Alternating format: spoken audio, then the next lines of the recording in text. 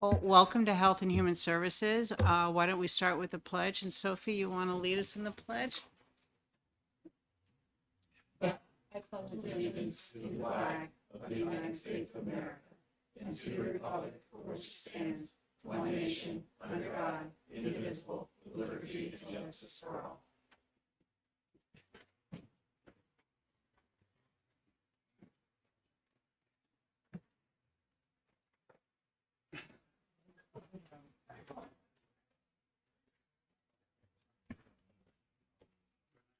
There he is.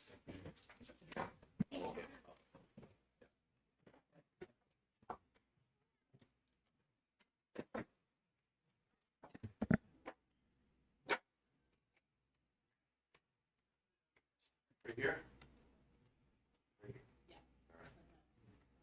Oh, thank you.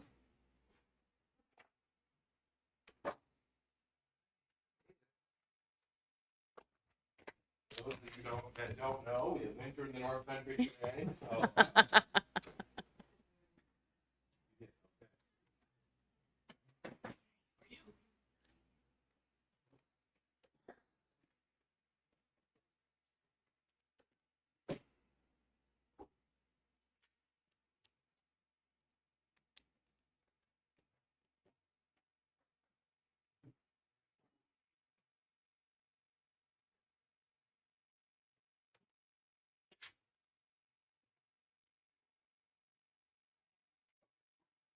Open the hearing on Senate Bill 123 requiring coverage of ear acupuncture as a treatment for substance misuse under the state Medicaid plans.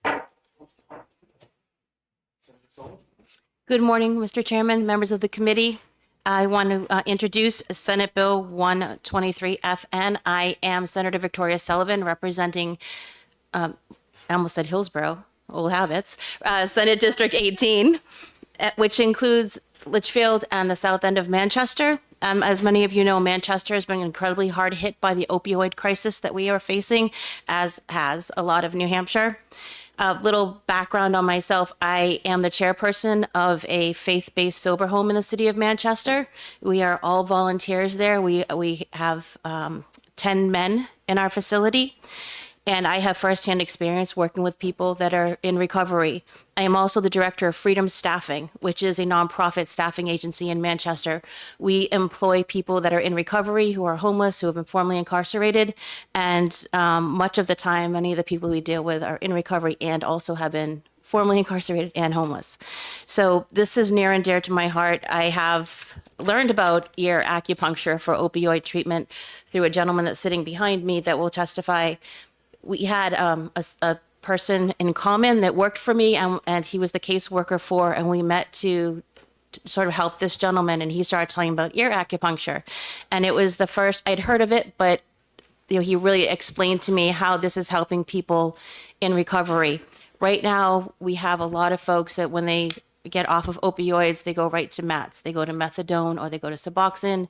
And as someone who has a sober home, I have seen the impact of that on some people. But as an employer, I can tell you that it interferes with them getting into the job market and having successful and gainful employment. A lot of the time they are strapped to the clinics and the clinic times, which interferes with the times that they can start work or end work. But they are just as chained to these mats as they were to the opioids themselves. Not to say they aren't a life-saving tool, because they are, but there has to be a path off of those so that they can actually have free lives, because currently we just don't have that in the state. So ear acupuncture can help with cessation of cravings, but it also helps with so many other things that people in treatment are going through. It helps with depression. It helps with insomnia. It helps with all these other things that contribute to their health and well-being. But the main point here is that the experts behind me will testify is that it is a tool that this state needs if we want to really see people succeed in recovery and have long-term success and get their lives back to be successful, happy people that contribute to our society and that can truly leave addiction behind them. And I'm happy to take any questions. Great, thank you. So is there somebody coming up that actually does this? I have a bunch of All right, experts behind great. me. I'm gonna save my questions for that. Then. Thank I appreciate that because right. they do know more. And I will tell you that the only New England state that currently has Medicaid that pays for this is Massachusetts. There are 3 other states, I think, in the country, although it is approved through Medicaid to be used. But where New Hampshire has hit the hardest, I appreciate you being a co-sponsor, Senator Long, because you know how hard it hits our city. But this could be such a useful tool, and we could be leading the path for other states to adopt this too. All right, so I really appreciate your time and thank you. All right, thank you. Oh yeah, we got Senator Byrd. Oh, I'm sorry, Senator. Just one question. Thank you for taking my question. Do you know if it's covered under the other insurance carriers? I don't know. I'm sorry. Okay, thanks. I know that some of the people behind me are currently doing it for free at Hope for Recovery because it's such an essential tool that they're actually providing the service. And, you know, if we could just make it so that people on Medicaid, maybe we can get the private insurances to cover it too if they don't currently. But this is a really important tool for us. Thank you. Thank you. Good. Rob Barry.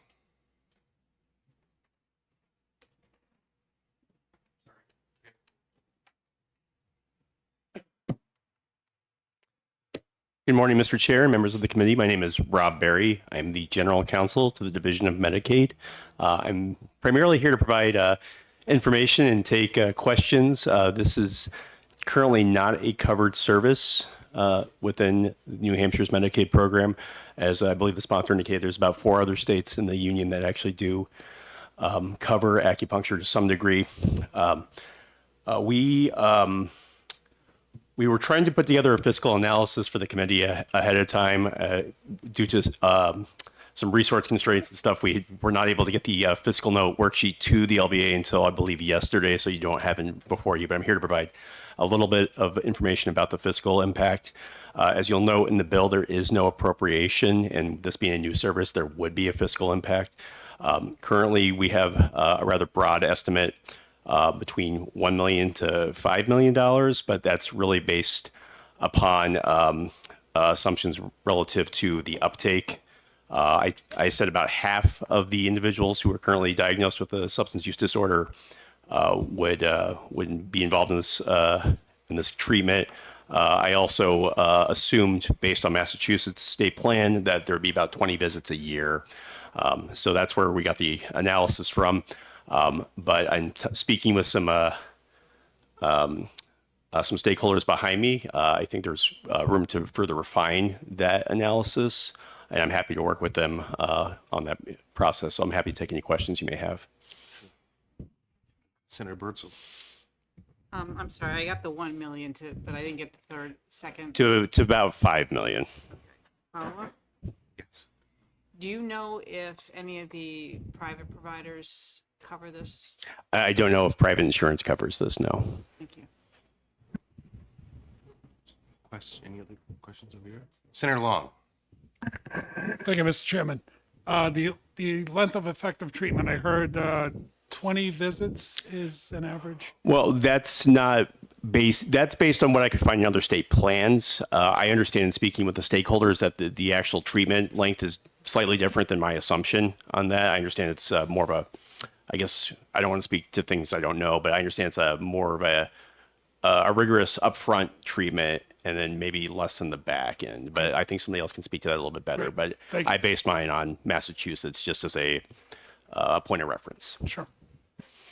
So, and that's assuming everybody is, uptakes right up. I guess the question I have is, and hopefully we'll get this answer, after, but I'm going to pose it now is, I'm assuming you've got a number of providers that do this or could do this that are not enrolled as Medicaid providers right now. So there would have to be that enrollment process. And does DHHS have a credentialing process for this, or is?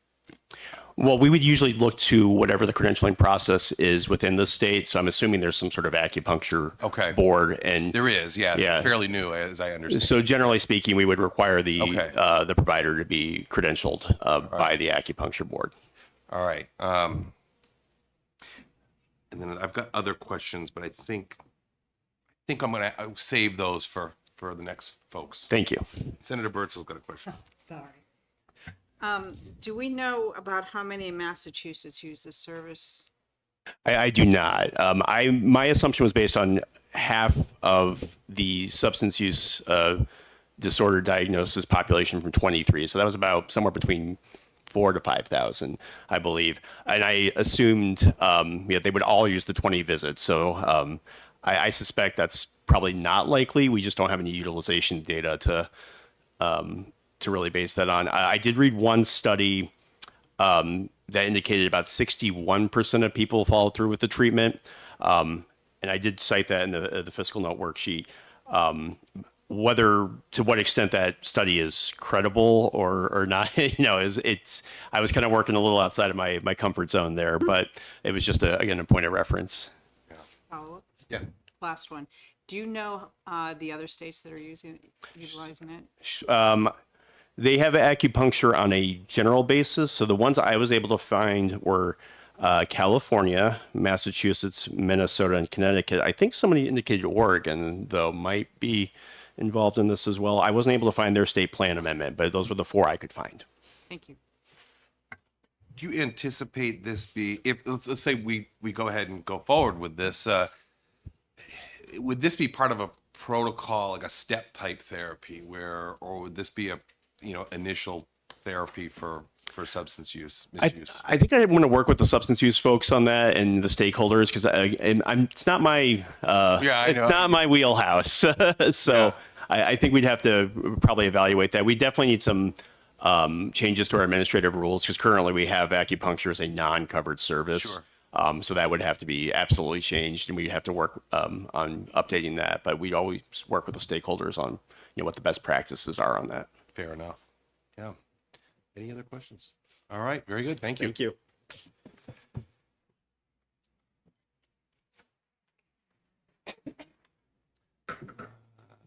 Elizabeth Ropp. Ropp? R-O-P-P? Yes.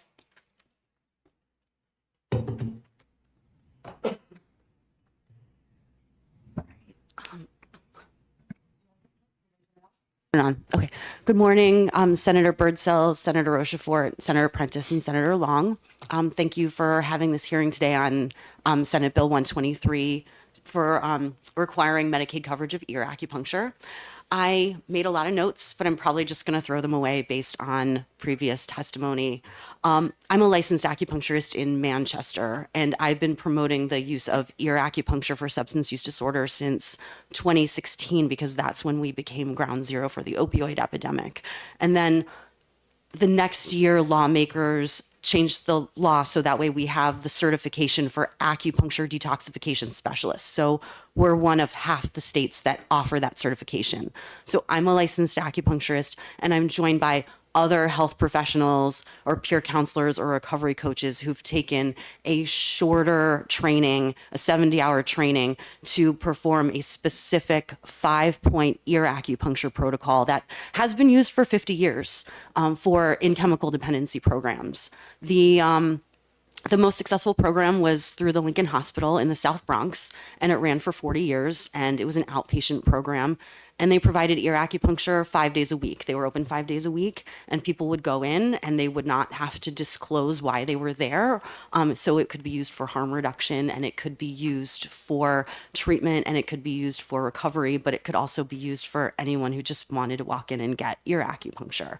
And they were sort of the model that brought ear acupuncture into other programs. So it's new here because our AcuDetox specialist law is new, and there were a few programs prior to that that were contracting with acupuncturists, but on a very limited basis. So my employer, Andy Wegman, was contracting with the Farnham Center in Manchester until the pandemic, and they were paying him $15 per treatment, and he was going once a week.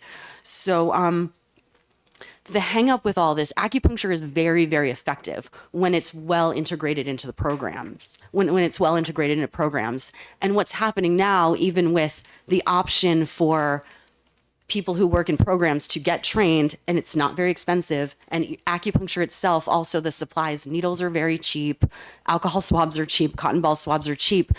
It's still not well implemented in programs because of the lack of billing. So the programs that are using it might only use it once a week or less. And then there are programs that have expressed interest, but their question is, how do you bill for it?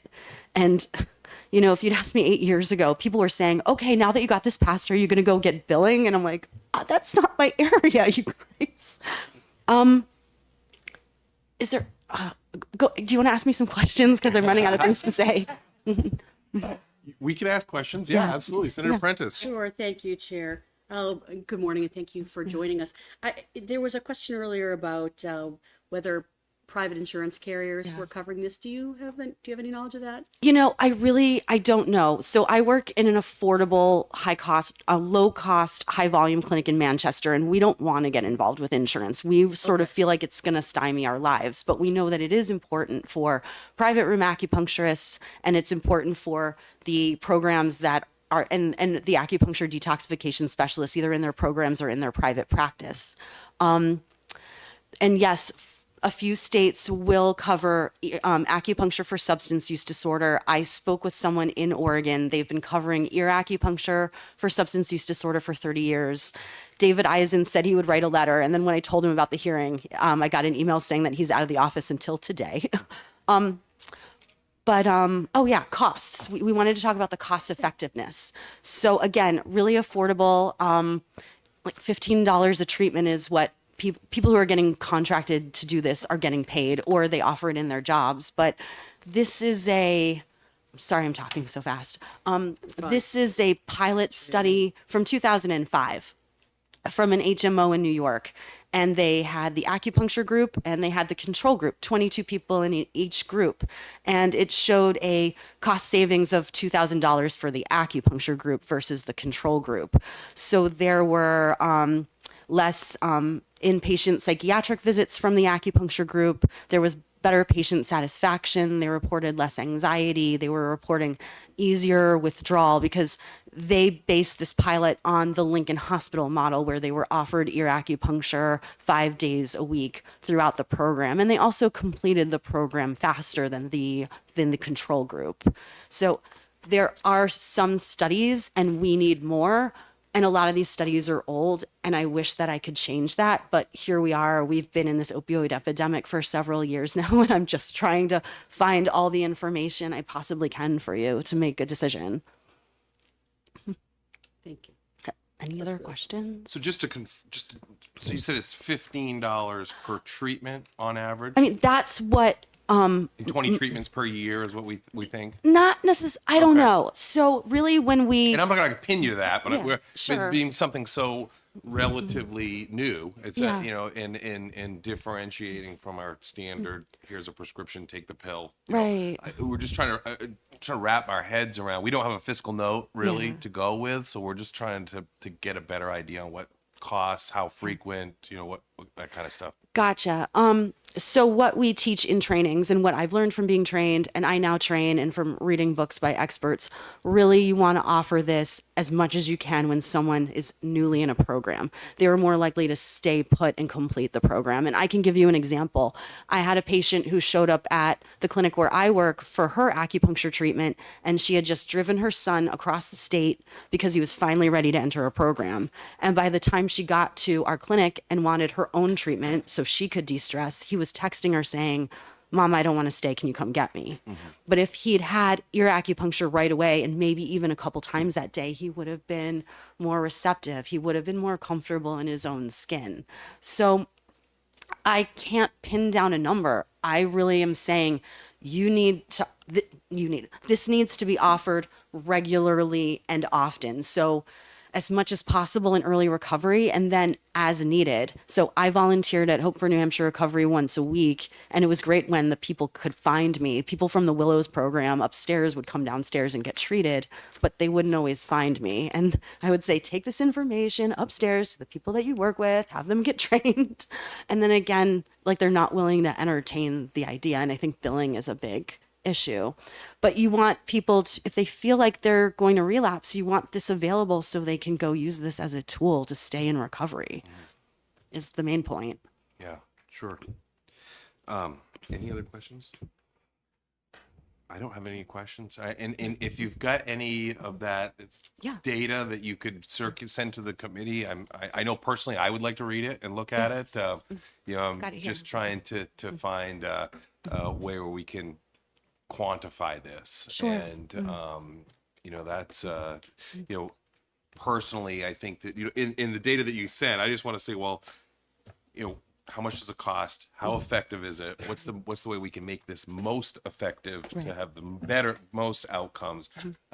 That's the kind of stuff that I'm trying to wrap my head around. Correct. I'll leave this folder with you. Thank I can you. say that some programs will bill it as a group treatment. A Dr. Libby Stout, a psychiatrist in Colorado, submitted a letter saying that that's how she had to offer it, billing as either peer support or as a group treatment, and just not even mention it. So there are creative ways, but it's not enough to sway a lot of the programs who are mildly interested. Be careful what you wish for Yeah, when you exactly. working with the state I and know. Medicaid and billing, because you know, I from understand. Mm-hmm. experience, no shade to the folks in the back of the room. Oftentimes the scenario changes as you Right. go along, but be careful what you wish for. No, But, I understand. I honestly, I was telling the programs, if you want billing, go get it. But here we are. Yeah. So yeah, this great. is- Well, thank you very much for coming in. Thank you.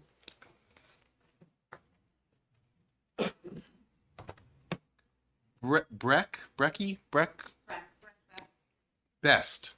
Here we go. All right. Thank you. Hello. Good morning. I'm here as a registered nurse. I work in a detox center. I'm also an acupuncture detoxification specialist. I also have lived experience as a person in long-term recovery. And so at the beginning of my journey, ear acupuncture was instrumental in my own recovery. I was seeking it from Elizabeth at the Hope Center once a week. And I was dependent on it being an act of charity and being a volunteer service that was provided for free there. And now that I'm able to practice myself, I thought it was important to bring it to my job. Unfortunately, my employer is in support of that, but I had to pay for the training myself, and I pay for the supplies myself, and I bring them to work with me. And I'm doing it there on a volunteer basis. I do volunteer to do it at other treatment centers once a week, but also that I'm doing for free because it's important that people are able to access it. My employer is wholly in support of it. However, there's no incentive for them to pay the staff to be trained to do it. So, you know, if there are staff that are trained to do it, they're happy to allow us to do it. But, you know, from a fiscal standpoint, it's not something that they're motivated to have us trained to do to perform. I will say that being in detox and being able to use it has been a really eye-opening experience for me. We have some clients that are highly susceptible to the benefits of it immediately. And we deal a lot with symptom management in detox. It's the first couple of days of recovery. And there will be a heavy reliance on comfort medications for that. And there will be times when people's symptoms are so severe that they've maxed out on the comfort meds we're allowed to give them and they're not seeing a lot of relief. And I'll offer acupuncture, and within a few minutes of having the pins placed, all of their symptoms have subsided. And I'll see a heavy shift from depending on medications to deal with symptom management. Then they're coming and saying, can I just have acupuncture instead? And so there is a cost savings I anticipate in that sense, where that people would be relying less on medications and more on alternate therapies for treatment. But I don't have like any numbers that I could give you for that. I do see a heavy shift. Once I get a client who's interested in getting it done once, they shift and they want to continue to get it. And I'll do it once or twice a day, the days that I'm there. And unfortunately, I only work 3 days a week. So it's the access to it for them is limited. But then I see people in the community. I go to the Hope Center regularly. I go to other recovery centers regularly. And people will see me in the parking lot. And they're, do you have your acupuncture stuff? Can you? Yeah. So there's a continued interest when people, after they're no longer in an inpatient setting. And I just think that if it was a Medicaid billable procedure, employers would be motivated to have their staff trained so that they could provide it as an opportunity alternate treatment. It's also important that addicts in early recovery see that there's a way to deal with symptom management that doesn't require a pill or a substance, right? We're trying to get them to not be substance dependent. So it's nice that there's something that works that isn't a pill. Also, if it was a Medicaid billable procedure, people would have access to transportation to get the service done. When I was getting it done, I had to walk across the city to go find volunteers that were willing to do it out in the community. And I'm grateful that they were able to do that, but it would have been nice if I had the means to get there. Oh. Does anyone have any questions for me? Senator Long. Thank you, Mr. Chairman. Thank you for your testimony and thank you for what you're doing in Manchester. In your personal experience, how early did you start getting the acupuncture? As soon as I was released from an inpatient treatment program, I started going to the local recovery center, and it was something that was offered there. So I would say immediately after I was released from an inpatient treatment program, I happened to stumble upon it and received weekly treatments, but only because that was as often as I could get them done. I would have gone more frequently if it was available. Okay, and a follow up on Absolutely. For how much longer? sorry? How long did you continue with the? I would say the first year I did it weekly. And I don't spend as much time at the local recovery center. If I'm there and they're doing it, I'll get it done. I do it myself now at home, so I don't go and get it done as often. Yeah.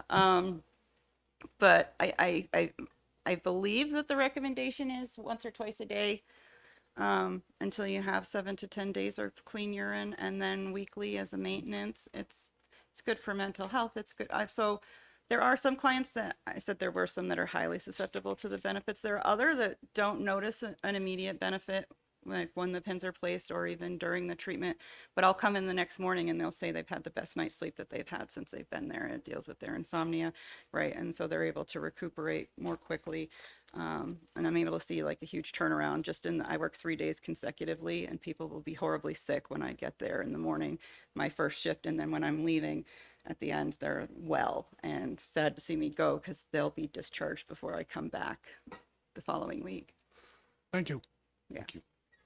Any further questions? No, thank you very much. Thanks for coming in. Thank you. Jeff Davis.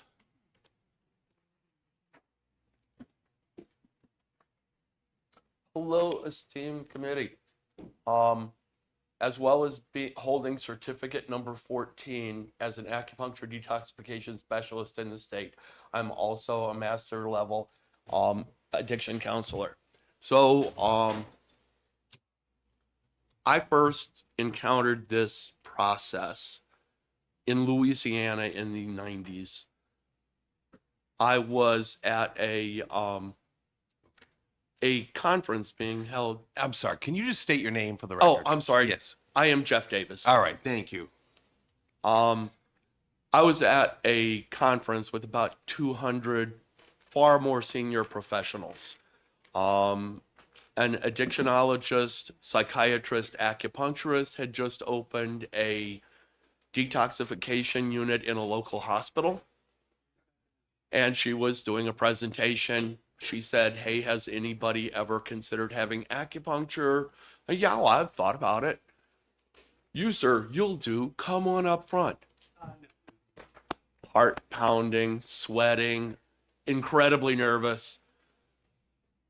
Looking around the room, everybody's going to think I'm a fool. She put the needles in my ears. Within 5 minutes, I'm like, "Oh, I know that guy. Yeah, I worked where he used to work." And then I thought, what the heck was on these needles? Right? Because I couldn't have done that myself. I could not have brought down all of that anxiety just by sitting there. So I was an immediate convert. At that time, I was the director of an inpatient dual diagnosis unit at a local hospital. People coming out of that detox unit and into my program far preferred that as a detox protocol than all of the medications that kept them so messed up. She was using this, Dr. Strother Dixon, by the way, was her name. She's since passed. She was using this once in the morning and once in the afternoon if you thought you needed a second treatment to detoxify alcohol, benzodiazepines, opiates, stimulants, you name it.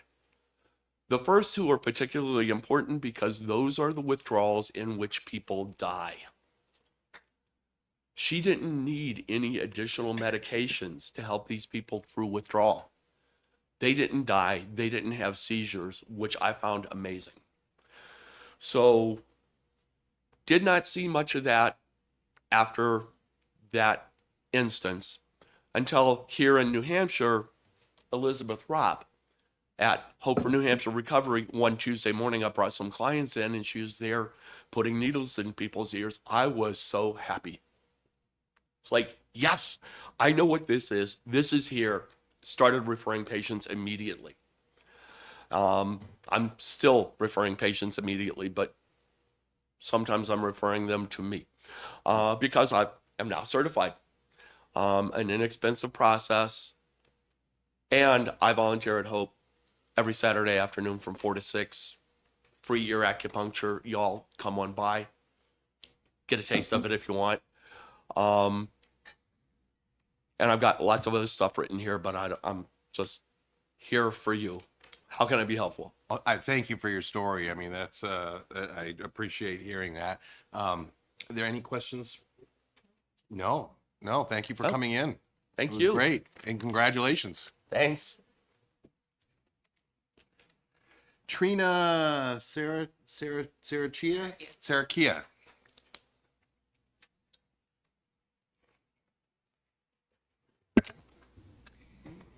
Hello, my name is Trina Sarekiewicz. Thank you so much for being here and being willing to talk about bringing Medicaid to ear acupuncture. I am a new ear acupuncturist for an acupuncture detox specialist. I just handed in my paperwork for licensure yesterday. So thank you. And so I had been in the field of coaching for decades. And part of what I do with coaching is helping people calm down their nervous system. And I learned that sorry, I'm very nervous. No, we won't bite you. Crazy. And so I learned that the vagus nerve, which is the largest nerve in your body, and it innervates most of your organs, and it goes down to the coccyx, also innervates the ear, in the ear. And so the vagus nerve is responsible for the rest and digest. Okay, when you are nervous, if you calm the vagus nerve, your entire body relaxes. And so I remember getting my first treatment, and actually Jeff Davis was the person who provided the first treatment for me. I'd had acupuncture, full body acupuncture, many, many times. But when I had the ear acupuncture, when the first needle went in, I felt my whole body relax. I didn't realize I had been anxious during that time. And that peacefulness lasted all day. I slept beautifully. And I'm on camera and I'm in front of people, but I was a closet smoker. And I had never been proud of it, but it has been the most difficult thing to kick. I have not had a cigarette since then. Now, cigarette addiction is very different from opioid addiction, but cigarette addiction is also a huge killer for the U.S. population. And if this could be also provided for cigarette addiction, and it would be a life-changing thing for many people. Yes, thank you. Thank you. Any questions? No. Nope. Thank you very much. And I would actually just say for the folks that are here about this, I mean, we've heard a lot of testimony today about this. But if we could get some data, efficacy data, send it through the committee. I think that would be very helpful for all of us to as we move forward on this. Thank you. Thank you. Daryl Lennon.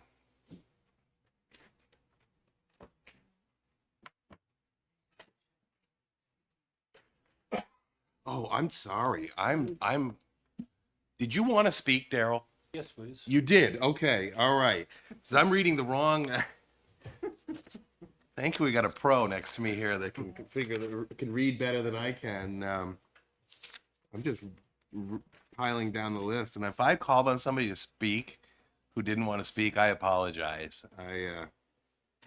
Because I did call on some people that did not check the speaking box. So, but if you want to speak, Daryl, you have at it. All right. Thank you. Hi, my name's Daryl Lennon. Forgive me, I'm a little nervous. I'm very much an introvert by nature. But as I'm getting older, I realize that some things are bigger than me and, step out of my comfort zone. So forgive me, but I'm going to read a letter from Archways Recovery Community Organization and Family Resource Centers. Provides AccuDetox services as part of a holistic approach to direct supports in peer recovery and family support services. Ear acupuncture for addiction, AccuDetox, is a procedure that is used worldwide for the prevention, treatment, and harm reduction of substance use. This is an evidence-based practice available to our participants seeking support for recovery and substance use, including nicotine, alcohol, cocaine, methamphetamine, heroin, fentanyl, prescription, and other drugs. Evidence for AccuDetox is readily available as presented to the Vermont Government Assembly by Nitayama Leon, which I have this here that I'd like to have you guys look at, as an evidence-based practice to support recovery from SUD. We support the efforts to ensure those living in poverty supported by Medicaid have access to this practice. As a Medicaid reimbursable service, increased access to this tool will be beneficial to the comprehensive efforts of reducing reoccurrence for those working to sustain recovery. I fully support this bill. Thank you for your consideration. That was written by my wife, who is the president and CEO of Archways. I'm Daryl Lennon. Forgive me, I didn't. It's an honor to be here, Senators. Thank you for having us here.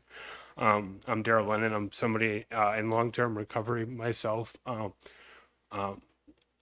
struggle with chronic pain, and I don't know if anybody can relate. Maybe even acute pain, but sometimes pain is all you can think about. It's overwhelming, and I'm just going to speak from my experience. I did the training to get certified after receiving ear acupuncture detox.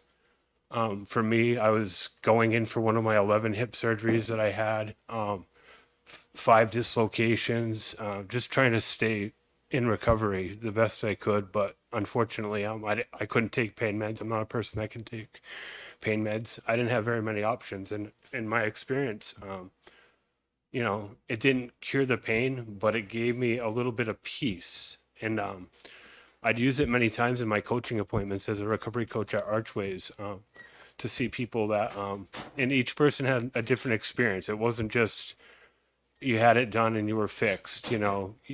Maybe they could speak about their stress levels, or as a coach, you're supposed to help remove barriers. Like this helped remove barriers. People would let their guard down. They'd relax. They'd speak to you. They'd have, for a while I couldn't even articulate words because my brain was overloaded from what I had done to myself. In my experience and seeing it work in coaching appointments, I definitely support this bill, and thank you for your time. Great. Thank you. Any questions? Senator Long. Thank you, Mr. Chairman. So over the time, do you see newer people taking advantage of this? And also, has it increased? Not a lot of people know about it, but as soon as even if they see it, we advertise it. We've had it at our rallies in Concord. We've had people, I don't know if it's covered by private insurance, but as far as, we don't charge for it. It's a free thing. We don't accept donations for it either. But people really try to give you money for the service, and in my experience, I've never had anybody have a bad experience with it. Right. Maybe it didn't change their life, but they didn't have a negative experience. Super. Thank you. Thank you. Questions? Well, thank you, Daryl, for coming in. I appreciate it. Donlin Wade.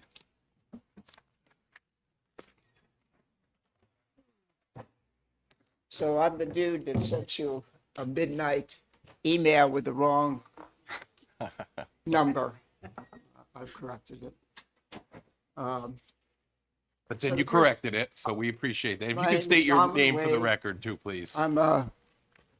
I'm a licensed alcohol and drug counselor. I'm also a licensed ear acupuncture person. I've been in the field for 50 years. I spent 31 years at Headrest in Lebanon, New Hampshire. The first time I want to speak from personal experience with, literally hundreds of people that I have treated, both as an addiction counselor, but also using acupuncture and using acupressure points. I first heard about ear acupuncture it was over 30 years ago at the Rutgers Advanced School of Addiction Study in New Jersey. It was during a lunch break when these counselors were looking for people to treat, practice treating during lunch break. And that was when I first experienced, getting these 5 needles in my ears. And it was an incredible experience. And so I went back to New Hampshire and tried to figure out, wow, what, were we doing it? No, we weren't. And I had a friend who was a doctor who wanted to give back and asked what could he do he was a pediatrician, delivered babies at home. He had long hair. He was a hippie, but he was an MD doctor who could see people at Hitchcock. And I said to him, well, go get yourself an addictionology degree. I didn't know it took 4 years. And he did. He went down to Texas. The good news was he got his addictionology, but he also met up with a acupuncturist like Elizabeth, Laura Cooley, and came back up with her, and they were partners until she recently died. And so I got to experience it first from her too. And she was really good with batterers, and I run a batterers intervention program. So we actually needled all these dudes, and they really chilled out and were far more receptive to what's going on. So then I said, well, how about you did it in Texas, you got it licensed in Texas. How about New Hampshire? And she said, oh, I'll go over or down. She lived in Orford. And it took 5 years. The thing that did it was when she was able to actually do it to the legislators. And they actually had the experience. And that did it. She should have done that 5 years previously, but it did it. And we got it, we got that license. And I was the 6th one to get the license for the state of New Hampshire. So I'm coming with a lot of experience, with a lot of passion about treating addiction. And I also happen to have a primary care physician who is the director of the integrative health program at APD. Nina's her name. And she does acupuncture half-time. So it's mainstream. It's out there. And we've got a foot in the door. And I think with LADAX and MLADAX being able to do it and maybe get reimbursed a little bit around that could really help. I worked, through the pandemic. I have contracts with a Mascoma School District for 23 years. And so I did it with staff. I did it with students. But this past year, I wanted to be able to do the needling with everybody too. Besides, I do groups with people that have addiction problems, including opiates. And I've seen it work. I've gotten people off methadone. I've gotten people off buprenorphine by doing it. So I'm helping them detox so they don't have to, they can be completely drug free. I've treated hundreds of people with the addiction problems. It isn't just the ear acupuncture, but it really helps. But it really helps to have people that's familiar with recovery and familiar with 12-step programs and with all that kind of stuff. So on that level, I think it would be really good if we can get more of our LADACs and MLADACs involved. And I think if they realized that they could, if this bill passed, get some money back from treating people for doing that, we could probably increase our numbers of those folks. And I'm really, really happy about that. Like, I've done trainings at, the hospital. It can really chill you out. So like at Hitchcock with the nurse practitioners, Laura and I did a retreat. We did them all. And it was 20 of them. And they could see how it would be really helpful for their people, really relax, and for their own staff. And then the pandemic hit. So we'll be coming back, to them. So let's see. So I know it saves lives. I know you can treat young people, because I've treated thousands of young people in my 23 years in the school systems, and I've used them, and they get strung out just as easy as other people get strung out. It's an equal opportunity destroyer. So I know it's been helpful to them. And when I stopped doing acupressure in the schools, a lot of them came to me so they could get the acupuncture, which the school system wouldn't allow it for, their lawyers are all upset with needles in people's ears. Go figure. Little did they know that some of those students were putting needles in their arms. Right. It's just like the thing. So I think this could be, another way in for us to give an adjunct to what we already do, but not drugs, to help people first detox and to help people maintain their sobriety. So I'm speaking from that. I'm speaking from, my firsthand experience and working with Nina, my doctor, and working with Michael. Great. Questions? Thank you. Yeah. Any questions from? Very good. Thank you for coming in. All right. Is there anyone else that would like to speak on SB 123? Thank you.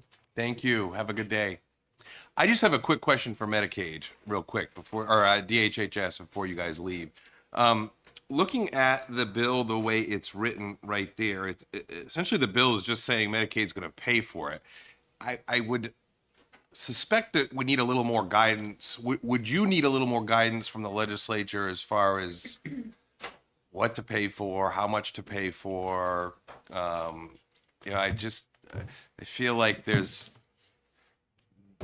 doesn't give you a whole lot of stuff to work with. Well, the legislature can be as broad or as specific as they want to be. Based on how it's broad now, we'd probably work with stakeholders to determine what is the appropriate way of treating this. So we'd be working with the stakeholders behind us to figure out how that would play out. I mean, because we've heard, you do a treatment, you do a package deal, it's 20 treatments a year, 2 times a day during detox. I mean, there's a lot of, not that we want to get into a lot of granularity in this position, but I think there's a lot of unanswered questions or details that I think would help you administer the program. Sure. I mean, sometimes more specific is better for us in terms of developing and implementing new services. As I indicated in my original testimony, we did kind of struggle with the fiscal note because it was very new and something that nobody really had a lot of experience with.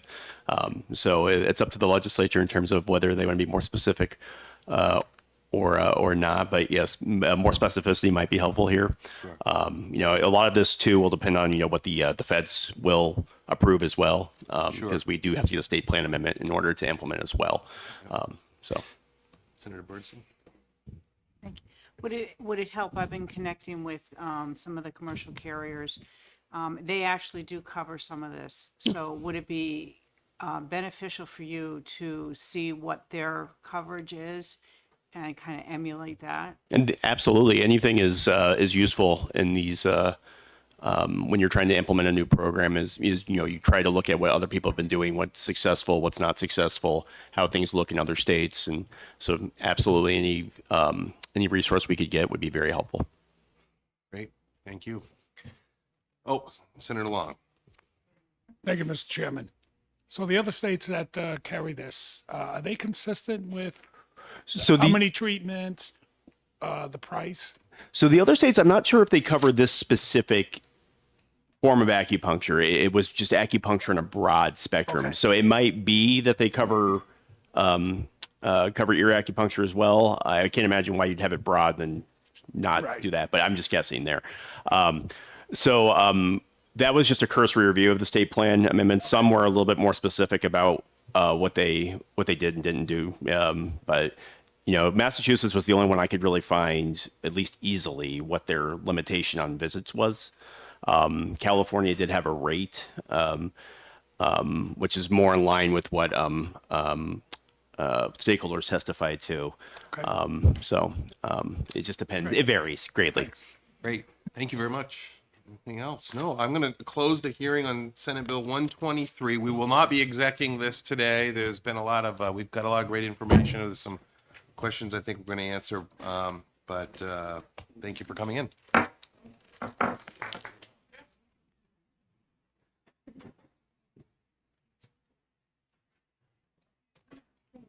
missed a half hour.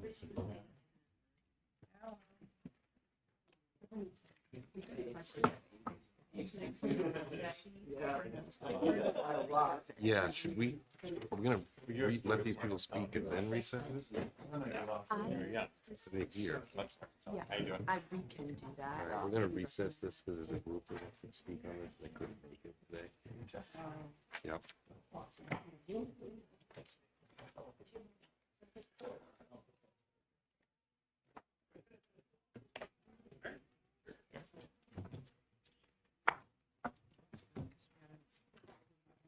Yeah, but there's already.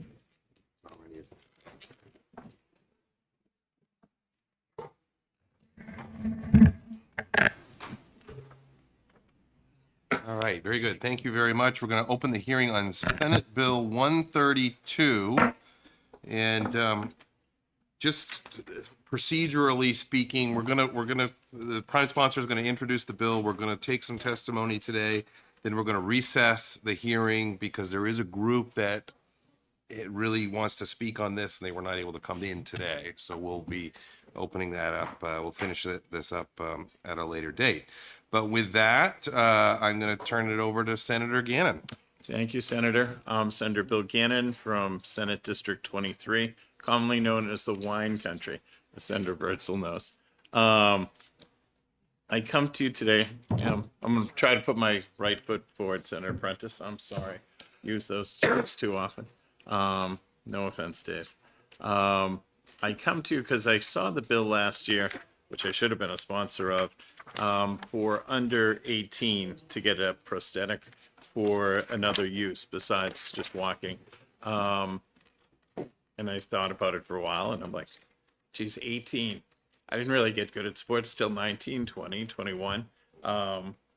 So I first was concerned with that group more. I'm in the older class, so it's probably less important for me, but it's not just less important for me because it's a quality of life thing. So if anyone's been going to a mall lately, you've probably seen me. No, Senator, it wasn't on the Abercrombie poster, though I'd like it to be. It's walking around with the seniors. It's a safe place. It's pretty good for me. I do have dreams of doing there's a 5K that goes by here every May, and I have dreams of doing that with Senator Abbas, but it would require another prosthetic. So even people my age still do sports, or at least somewhat do sports at our own level. And what does it add? It adds to my quality of life. Just every day is a little bit better when I can walk and do something. Even just even though this is a little off topic, getting a new leg, they require, I've been working, we got the first one because it's like a fire hydrant. It is solid. I will not fall. But the trade-off with that was it's not as flexible. I don't find it to have the spring and the power. So to get another one, they just do not hand you another leg from an insurance company. You have to have a substantial quality of life change by having this product. So just to get another leg we're working on it, but it's really not just, am I 20% better? Substantial, like you're going from not moving at all to walking. So just to get another leg is very hard. To get a prosthetic for sports, my wife loves to bike. We were in Florida, she biked for 2 weeks. I was trying to keep up at a slow pace, but I could not. And so if she lost her leg, she would want an adaptive thing for biking, which would not be covered by insurance. And I'm not looking for people to get 5 extra legs to put in the closet. I'm looking for them just to be able to do an activity they like, skiing, jogging. Like I said, I would love to have one of those blades, be able to go to the track. The insurance companies don't always see that the better shape I'm in, the less I'm going to be. I was very expensive when I lost that first leg. It was hundreds and hundreds of thousands of dollars. Better for the insurance companies, better for everybody long term to keep people in better shape. It'll be a cost savings, though it's an initial. Most of the limbs tend to cost about $5,000. I think I'm in the ballpark. $5,000 per limb would be an average. That's on the low end. On the low end, okay. And so Jason is my leg guy, takes care of me, and is very good at it, and is also himself has a prosthetic leg, which he lost, and he has a much more compelling story. It happened when he was young. He's become like a world-class skier. He's competing, and so for him to have an extra, it happened around his 20s, but he can tell his story. It just, by having something that's suitable for another sport, another activity, really is a life changer. Plus, again, it's going to save money long term. How many people are doing this? Well, there's like 22,000 people about who have some limb loss or they were born with a congenital defect. But out of those, there's probably only 20 or so legs. You can correct me if I'm a little off. 25 legs, feet lost a year. Tons of toes, tons of fingers. Most of those people are not going to need an expensive device. So when you're looking at 20 legs, 25 or so arms, you're really down to a small number. Some of those are going to be more senior, as people tend to lose limbs later, and they're going to be just fine with one leg. But for those who still want to have a quality of life somewhere between 19 and we'll say 80 years old, or maybe even older, this would really be a big change. And again, with only losing about 50 or so full legs or arms or feet combined, the cost isn't substantial. It will be it'll have a big impact at first when people realize they can get it, but then you're going to, because there's probably a built up demand of people who've never had the opportunity to get this activity limb. But once it slows down, you're going to be looking at the estimations I've talked to with other people. We're thinking 50 or so people would need an artificial limb, and not all of those people are going to want a sports active specialty limb. I don't really have a great story like other people do, but that's it for me. And I looked at people cutting them off at 18. Just was a big, or even if we did something, but just not leaving this group from 18 to 60 out of the picture totally. I understand it was if I had to start anywhere, we started at the right place. Children to 18, they're at the youngest, most, high school, you're out there developing.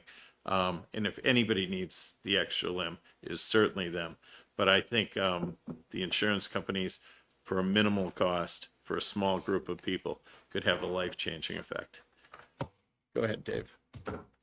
Jason. My name's, excuse me. My name is Jason Lala. I am a certified prosthetist and clinical director at Next Step Bionics and Prosthetics in Manchester, New Hampshire. We actually have 3 different clinic sites in the state of New Hampshire, one under the name of Capital O&P and here in Concord, and then another under the name of Willowbrook up in Lebanon, New Hampshire. So I'm coming, I think I represent a bit of a unique perspective from the sense that I've been a prosthetist now for approximately 20 years. But as Bill mentioned, and nobody was supposed to know this, just kidding. I lost my leg in a motorcycle accident when I was 18 years old. So that was back in 1989. You can do the math on that. I recognize a lot of people that were involved in the SB 177 bill efforts, and I want to thank you and commend you on those efforts. It was a step in the right direction. I think it was an extremely big move, and it's going to be able to affect a lot of people in a lot of positive ways.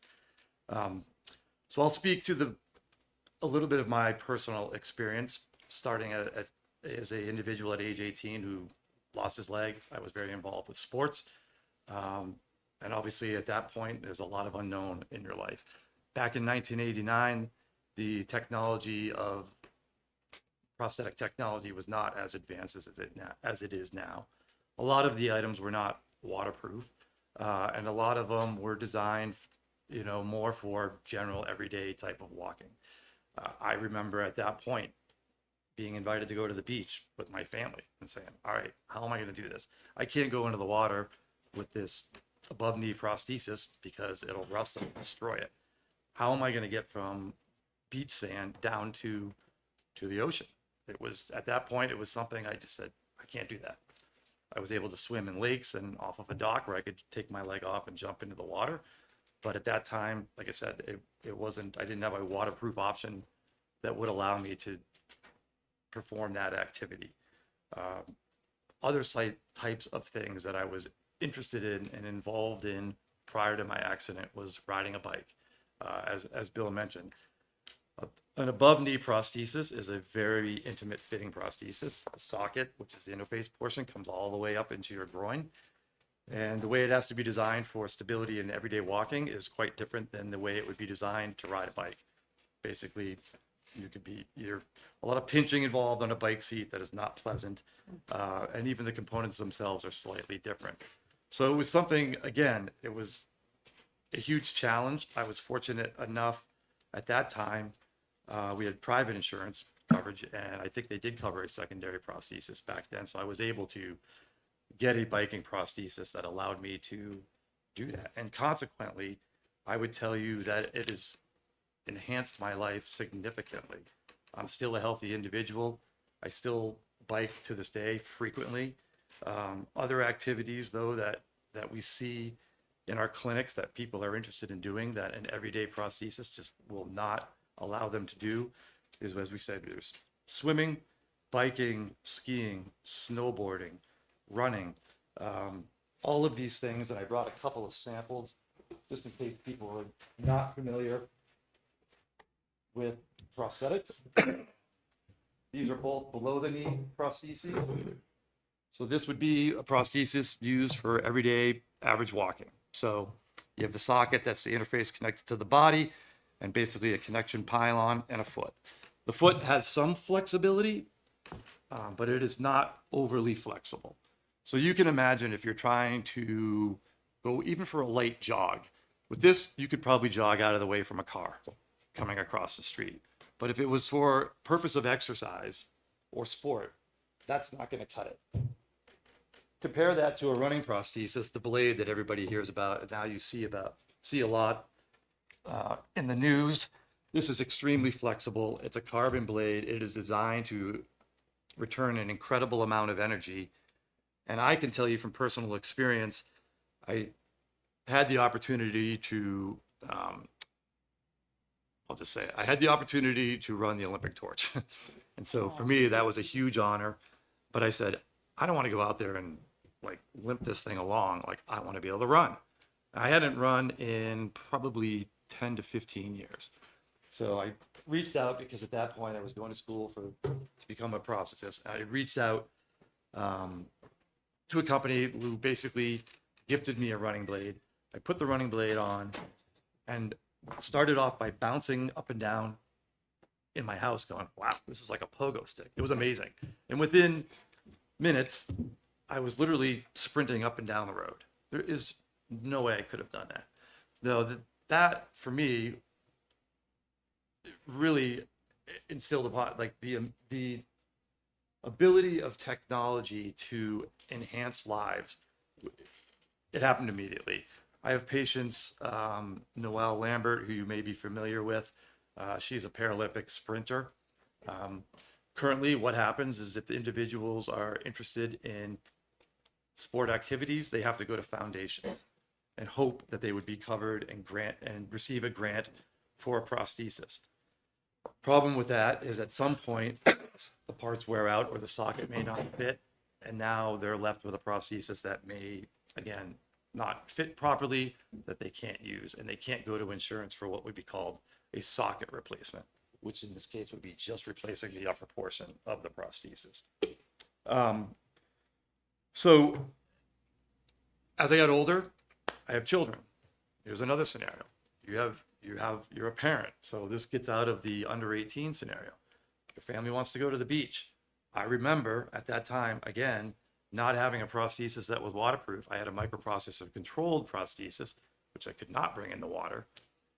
Going to the beach with my kids and saying, all right, if my kid goes under, I have to make the choice of jumping in and potentially destroying my prosthesis, or watching my kid go under, which I was not going to do.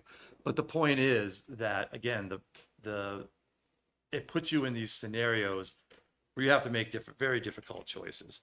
When it comes to exercise, we know the positive effects of exercise. It can help stave off diabetes, cardiovascular disease, obesity, depression. All of these things have large healthcare cost implications down the road. If we can keep people healthy and active and prevent some of these things from occurring, we are going to save money in the long run.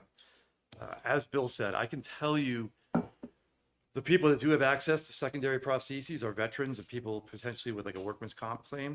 They're under different rules. I would not say 50% of my practice is people coming in and asking for a secondary prosthesis. And the numbers that Bill gave, I think I saw in the bill at some point, the numbers being, the estimated being 24,000 people in New Hampshire, and then that was whittled down to 8,900. I honestly think that if it was a third of my practice, I would be surprised if a third of the people came in and said, hey, I want a running prosthesis, or hey, I want a prosthesis for biking. As you pointed out, a lot of the patients that we do see are older and are already diabetic and are not quite as active. So I'm not sure that the implications, from what I understand, and states that have gone through this, such as that are currently going through this, Massachusetts and Maryland, I don't believe we're talking about huge numbers. So I think in final closing, I don't want to drag this out much longer. I just really believe that if we invest in the well-being and health of people, that we will be decreasing healthcare costs over time, which will be beneficial to everybody. If you have any questions, I'll do my best to answer those. Question, Senator Birdsall. Just one, I missed it. You said veterans had the capability of getting the secondary prosthesis. What was the other group? Sometimes workman's that's comp right. cases. Thanks. Users. Yeah. Any other questions? Great, thank you. Thanks. Next on the list is Jason Aziz from the Insurance Department. Now, what do we get?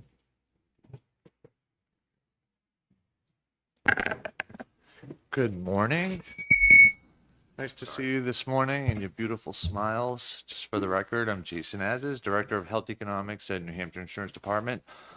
I'm also Professor of Physical Activity, Nutrition, and Health at Tufts University School of Medicine. Nice to see you. Just really briefly, I think the Insurance Department wrote a fiscal note on this, and then 2 years ago we conducted a mandate study at the direction of the legislature for the bill for children 18 and under. And importantly, we used the marginal cost value from that report to inform the fiscal note for this bill. So it's approximately $27,000 per unit.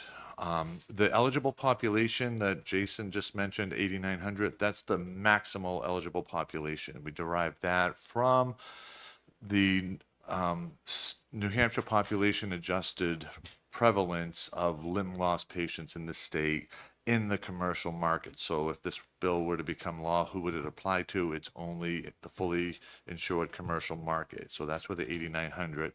And indeed, in accord with what Jason said, it's highly unlikely that that number of people would seek, even with the induced demand that the person who preceded him mentioned, that the uptake would come anywhere close to that. In the mandate report that Freeman Healthcare did for the state, they modeled it at 10 to 20 and then 30, so a titrated approach.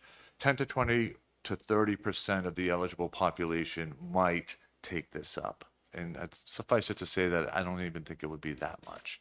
So it's important to inform the legislature about the marginal cost for every additional unit of uptake. It's about $27,000. Based on the types of prostheses that this bill, if enacted, would apply to, it's very variable, the cost. And you saw two versions of that. Presumably the cost on that, just on that lower leg prosthesis varies. So we did our best to try to inform the legislature on, this important topic. With that, I'm open to any questions. There. Good morning, Jason. Good to see you again. We had a Jason before you and a Jason now, and I think there's another Jason at the Department of Insurance. Yeah, So it's a nice. really popular name. Yeah. See, given your background and the work that you've done with physical activity, we knew each other from Concord Hospital. You talked about working at Tufts. Can you, and you referred to the insurance mandate review.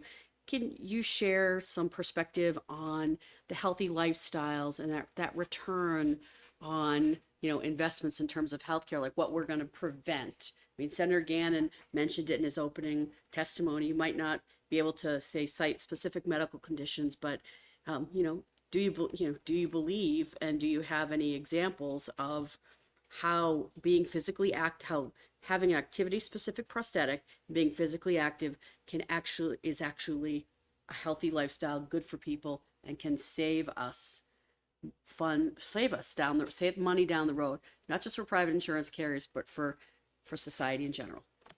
Long way. I believe all of what Jason and Senator Gannon said, but I think there's two parts to the answer to that question. We have the fiscal impact and then the social impact. What's right and morally responsible as a society for people that have suffered limb loss, which it's a mighty loss.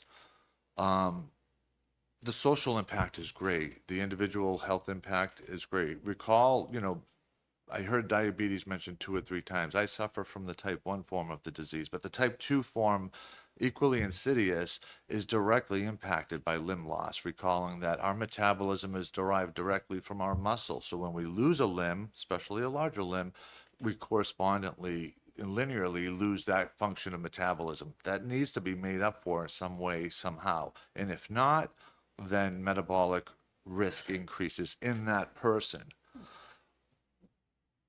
I don't always have the luxury of taking on a myopic view for one person or another. Indeed, they're very important, but sometimes in the interest of answering important society-wide questions, in economic questions, we think about how much cost savings might ensue when we compare the cost of each individual prosthesis, the cost of all the prosthesis in the new eligible population if this bill were enacted. How much will it cost, and how much correspond in population-wide economic benefit? It cuts both ways because the eligible population is rather small.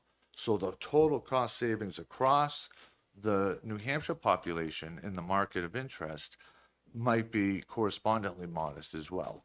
That doesn't mean that your decision should be persuaded wholly because of that, because I feel strongly about the moral responsibility that we as a society have to protect people against massive losses to their well-being.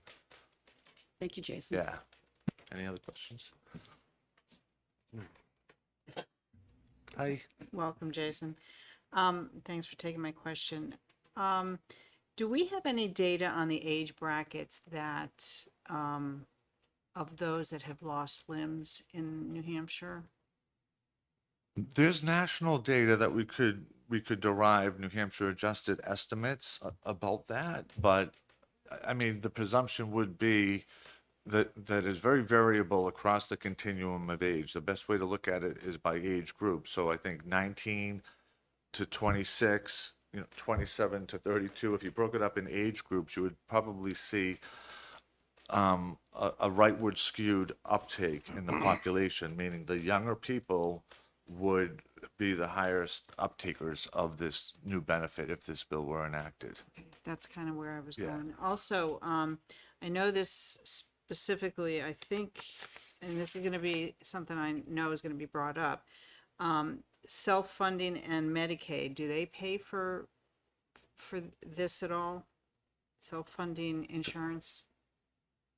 We don't have knowledge on that. They make their own decisions as part of the driver to be self-funded, as you can identify your population. Imagine a large employer who is self-funded and is aware that they have one employee who has limb loss, who might be eligible for an activity-specific prosthesis. They would probably at very little cost be able to make an exception and cover that. So, but there's not good data to inform us on that. Obviously, there's a bill being heard right here, right now, for the commercial fully insured market. So the obvious presumption is that a second prosthesis is not covered. So the ambulatory prosthesis is covered, but not a second. It used to be called a recreational or a sport prosthesis. I like the new term, activity specific, because it doesn't presuppose sports participation or exercise, which importantly isn't the only real pragmatic application for something like this. Physical activity is probably more important because it's more ubiquitous in the population. Thank you. Any other questions? Very good. Thank you. Thank you so much. Next on the list, Peter Bragdon.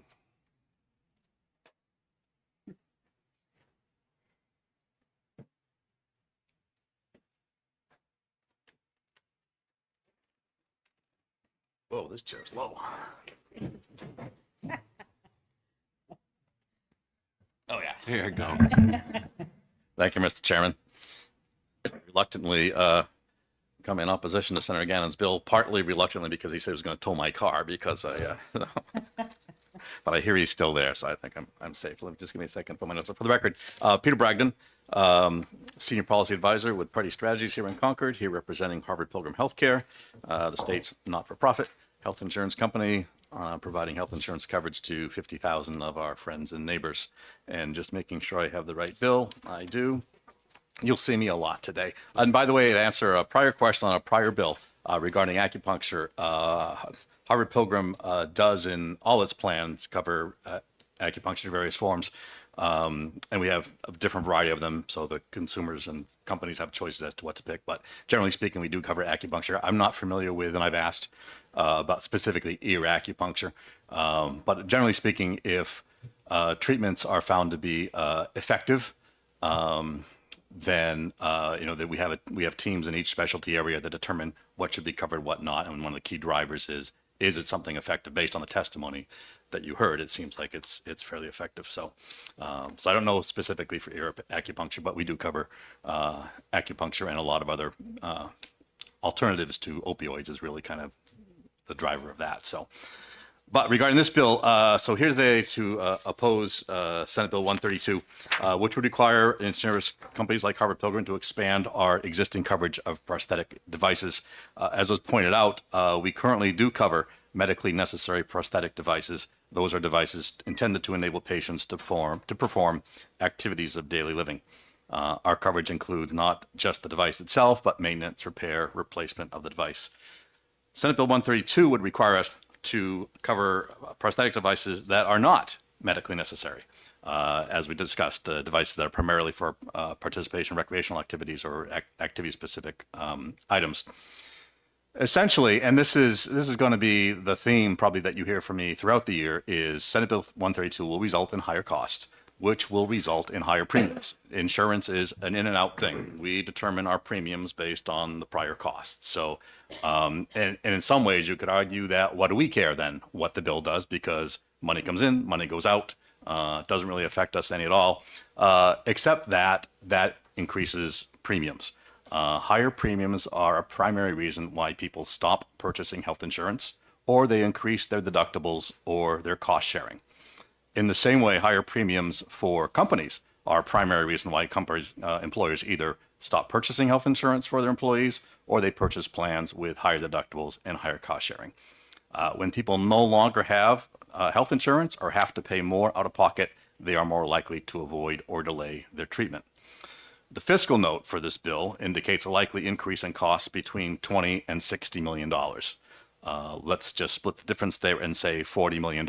Senate Bill 132, based on the fiscal note, would result in a $40 million increase, which will end up resulting in premium increases of $40 million on the commercial market. If you were facing a bill that called for a new tax of $40 million, you would think differently. This is a bill that will increase insurance premiums.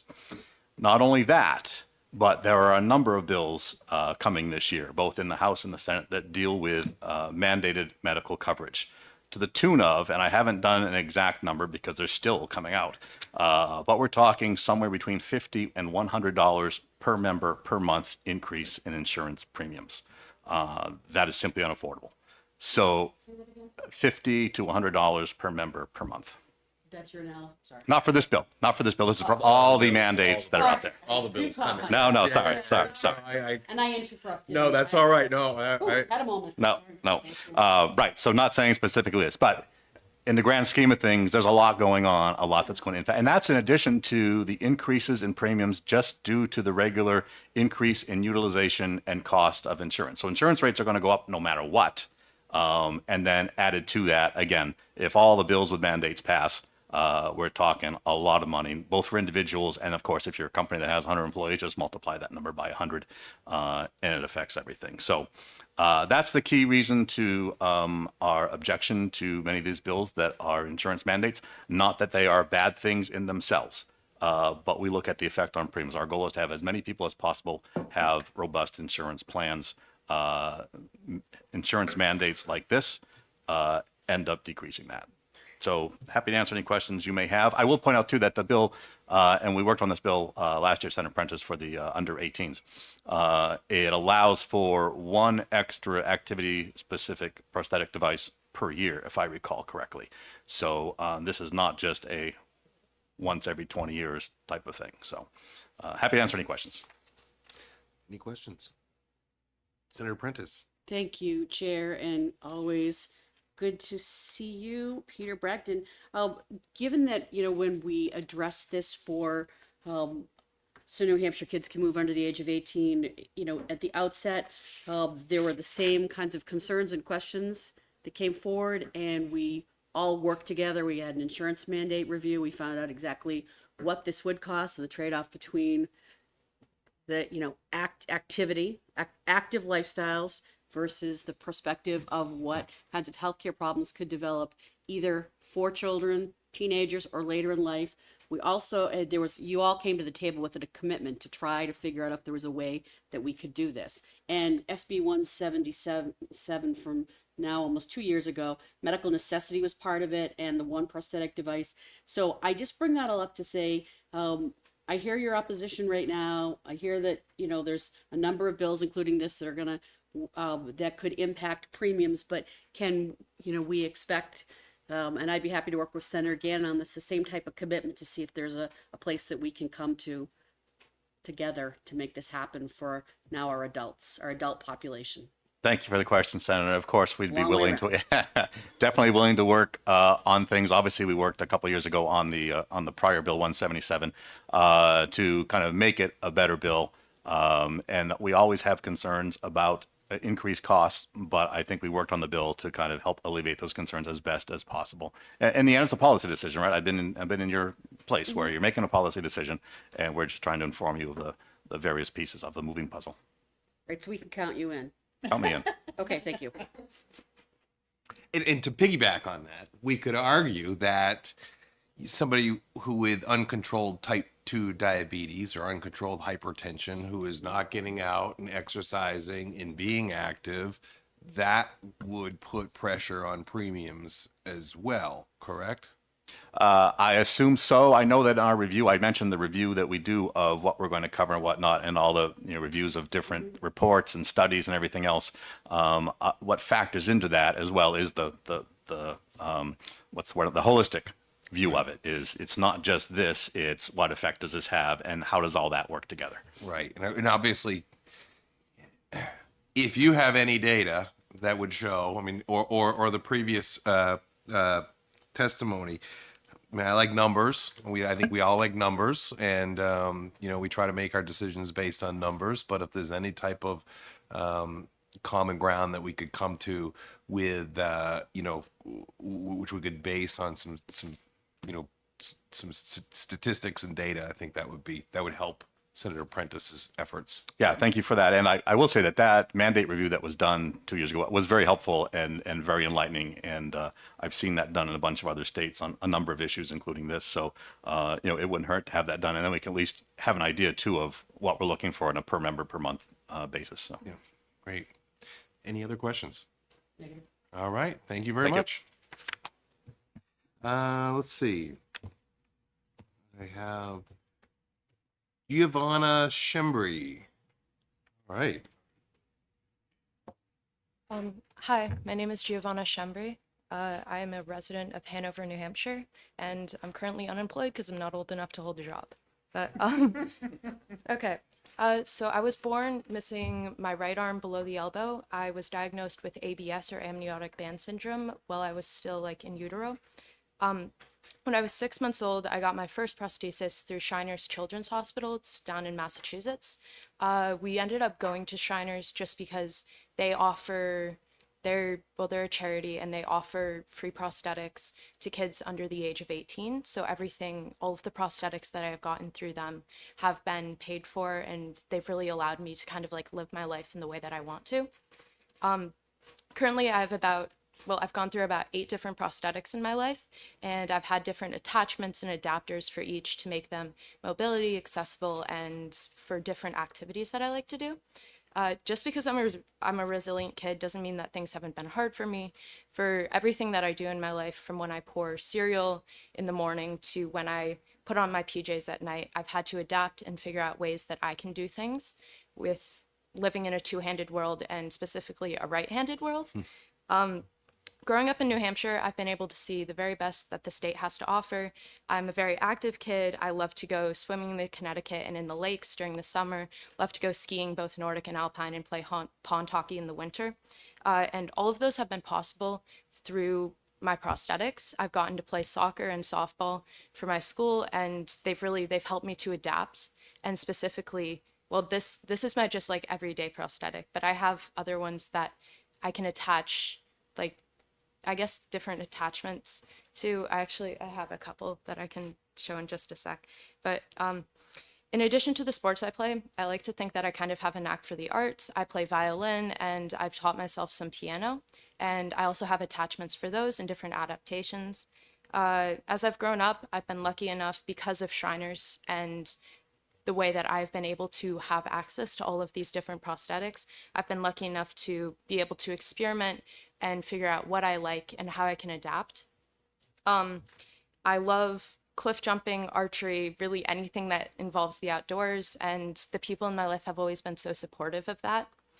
But more and more as I get older, I find myself thinking about what life is going to be like when I'm living someplace else, when I have to worry about the cost of medical insurance, when I have to worry about what might happen if I fell off my bike while mountain biking in the woods and I broke that prosthetic. How would I replace that? How would I be able to cover the cost? And what happens when I turn 19, when I can't go to Shriners anymore, when there's no more coverage? What happens when I suddenly have to start thinking about the prices and risks and how much my activities that I've made a part of me really matter? what happens when, as I continue to grow, the prosthetics that I use, they fall apart, they don't fit me anymore, they don't work. And what happens when I have to start letting go of the things that really make me who I am. So I'm asking you today to please consider this and consider the stories of so many other kids in New Hampshire like me, and please consider passing SB 132. Great, thank you. Thank you for coming in. Are you open for questions? Yes. All right. Are there any questions? Yes, Senator Long. Thank you for your testimony. I'm glad you're going to show us some. How often had you had to change different attachments, like swimming? Did So it last I- a year, 2 years? A lot of my attachments I've actually been able to have for a little while, but let's just find, like, this is my my mobility prosthetic. So it's just made of like a light, like carbon fiber and plaster. And then this, for example, is the attachment that I use for kayaking or for rowing. So some of the attachments like this one, since it's made out of rubber, are fairly durable. I've had this one now for I think about 3 years, and I had one prior to that. But my attachment for violin is made out of a hard plastic and metal, and some of the plastic parts break off or they need replacing or they wear out. So things like those have to be replaced more often. But let's see. Okay, this was the first prosthetic I ever had, and then this is my most recent one. So as I've grown up, I've had to like replace it as my arm gets bigger, as I grow. Because for me, another big thing is balance and like the ability to use my prosthetics in sports, as even if I don't use an attachment, as a way to balance myself as I'm running, as I'm swimming, as I'm doing any of this stuff. So I don't really know. Are there any other questions? I think Senator Bursaw has something to say. I just want to say there's nothing wrong with being left-handed. Thank you very much. I really appreciate you coming in today, and that's great. Thank you. All right, Sabrina Dunlap.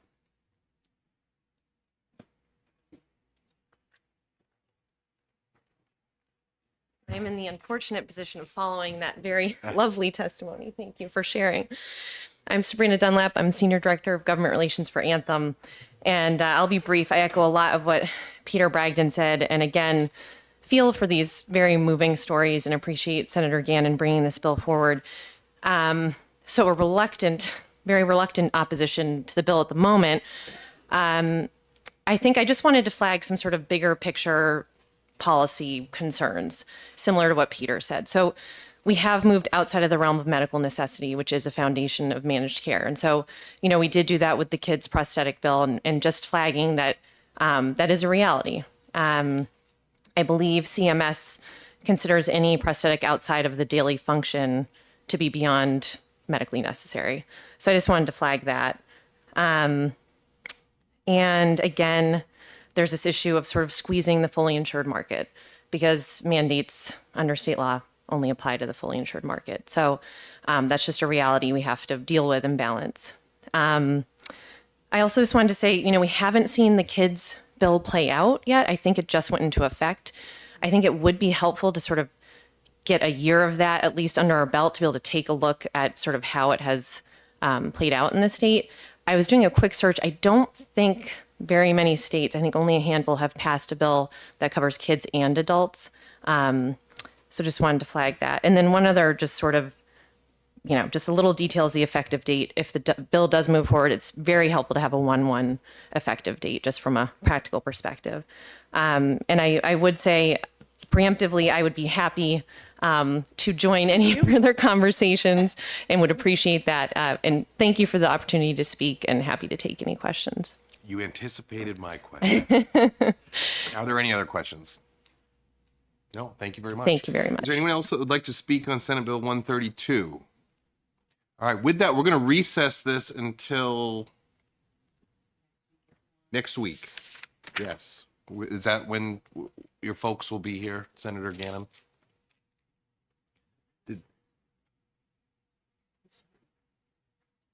So we were told you had some folks that were wanted to speak on this bill.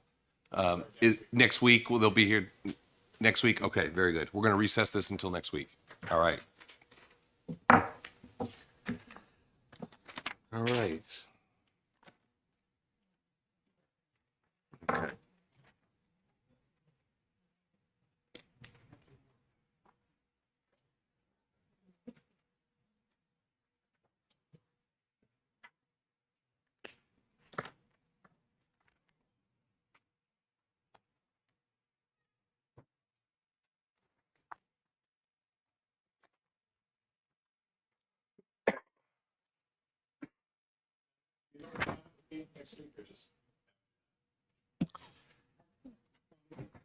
We can do it at 9 o'clock.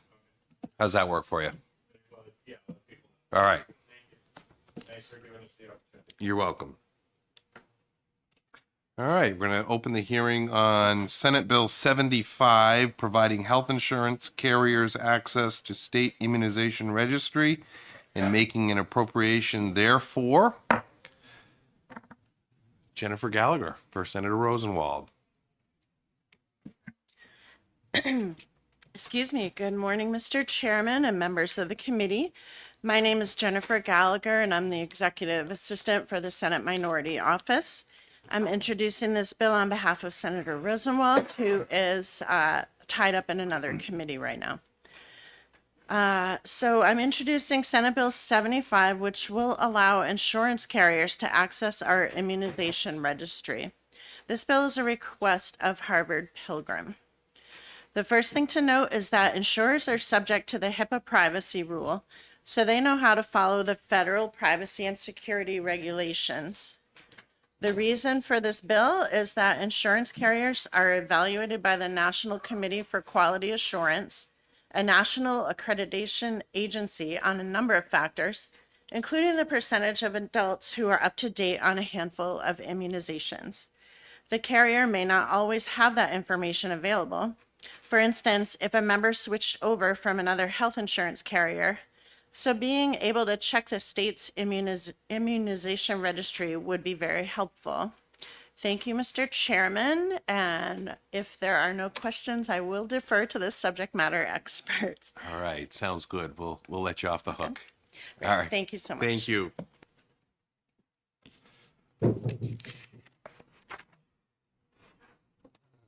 Let's see, Representative Polozov.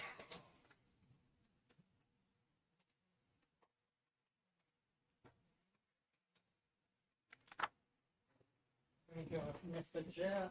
For the record, my name. Could you turn your, yes, thank you. Thank you, Mr. Chair. For the record, my name is Yuri Polozov, representing Merrimack 10, Hooksett and Dunbarton.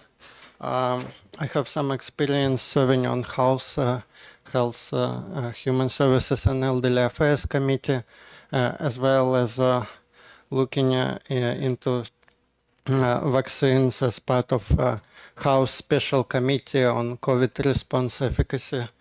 So I'm here in opposition to this bill, and I believe this bill will harm New Hampshire residents.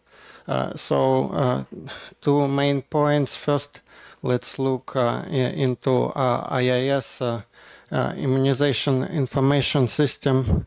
The idea is like that it should help us gather data on vaccination events and help with efficacy, but unfortunately this incomplete system does nothing to notify the public and decision makers concerning abnormally high level of side effects for certain vaccines.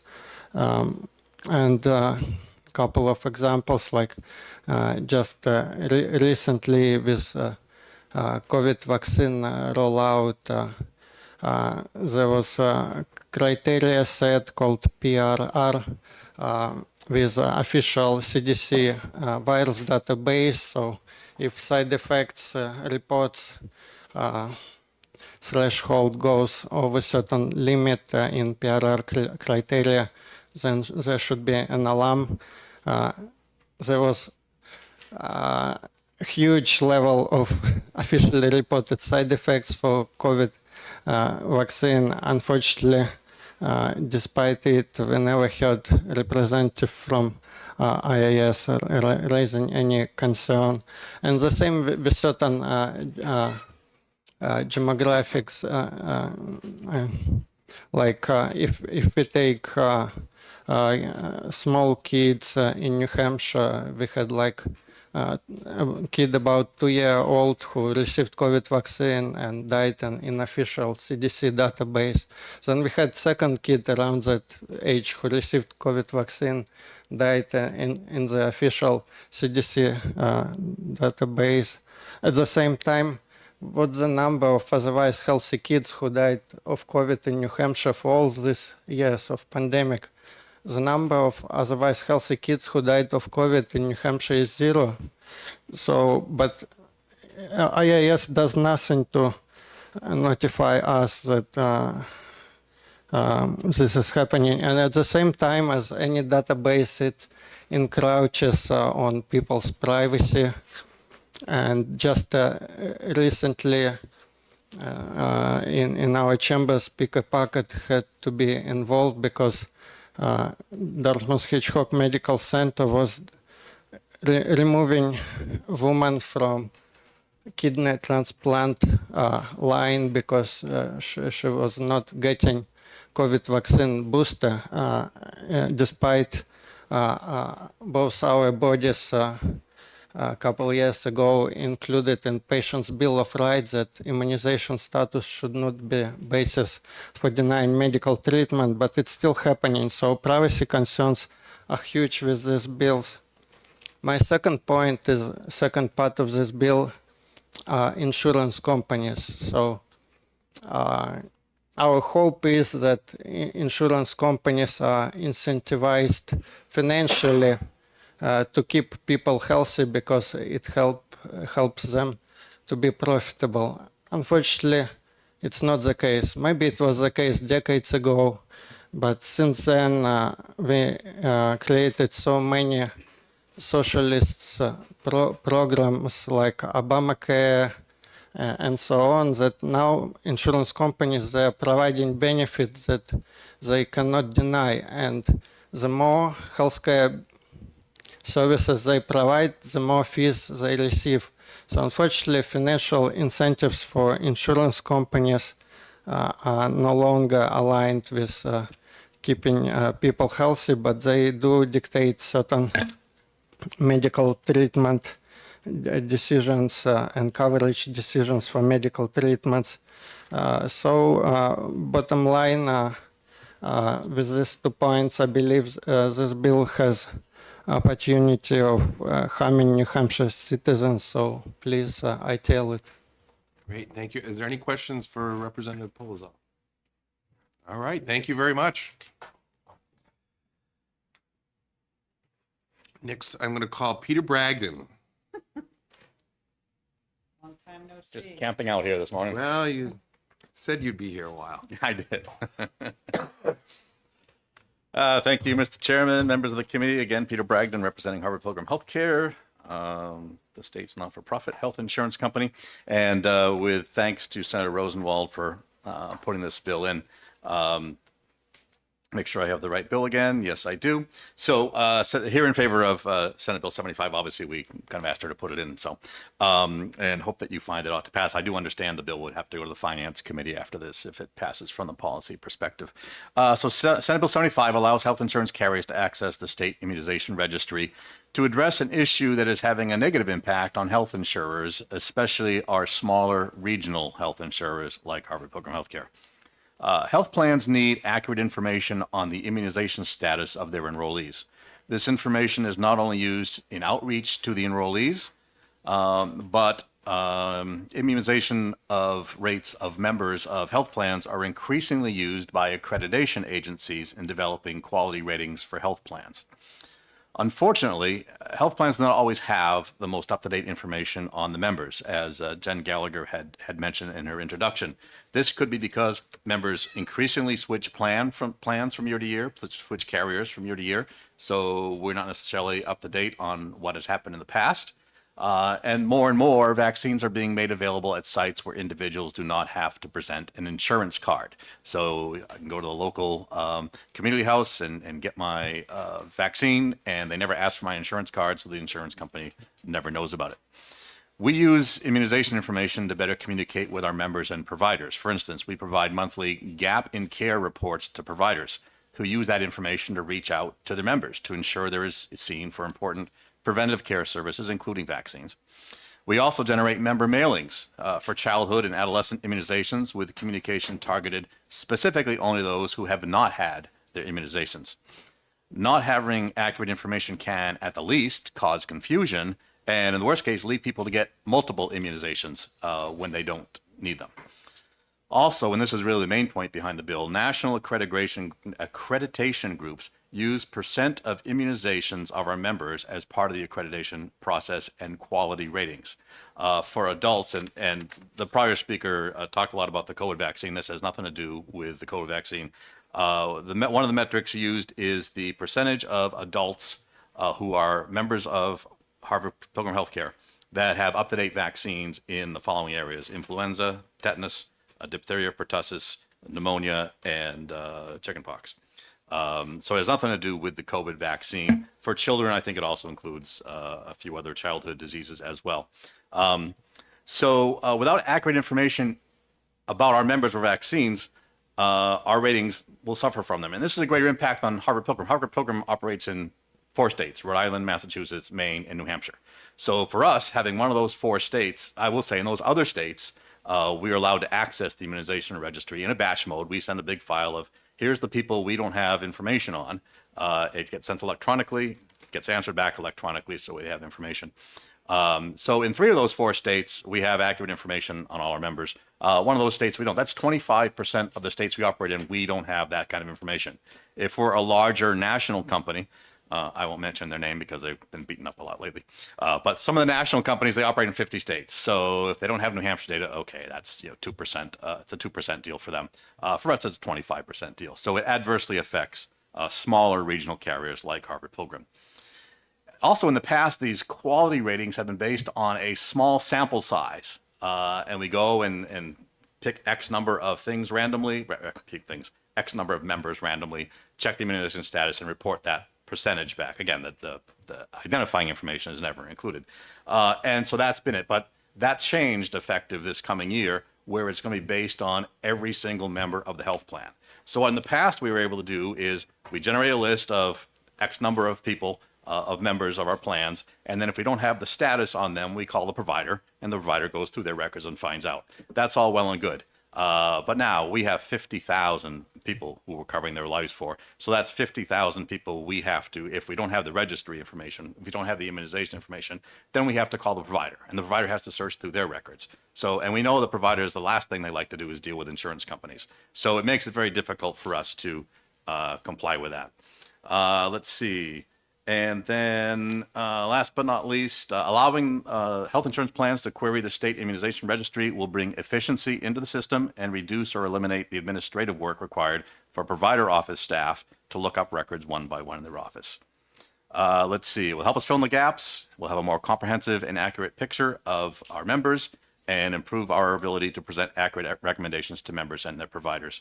And I will say, as a final closing note on privacy, Harvard Pilgrim is committed to safeguarding protected health information and personal health information.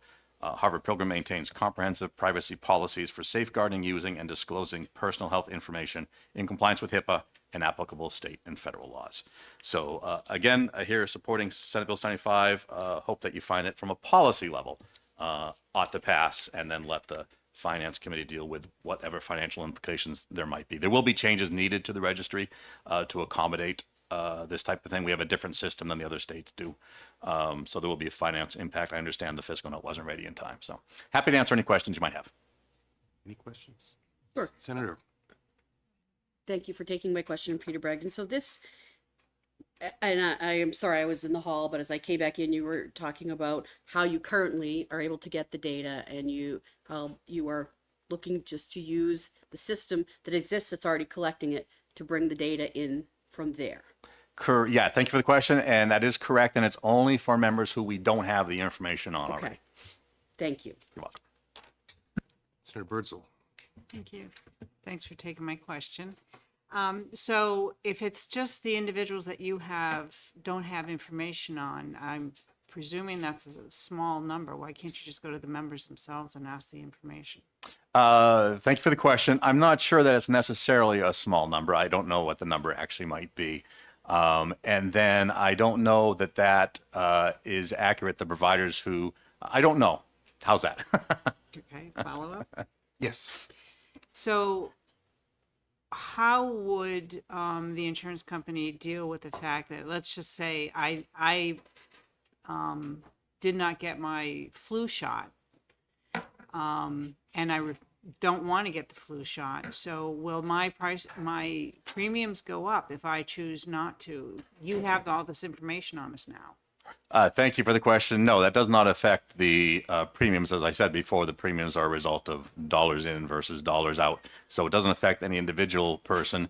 And it really is just a matter, if it's the rating of the insurance carrier in terms of the quality of the data they have. Insurance companies all have this rating, and it hurts us not to be able to access information.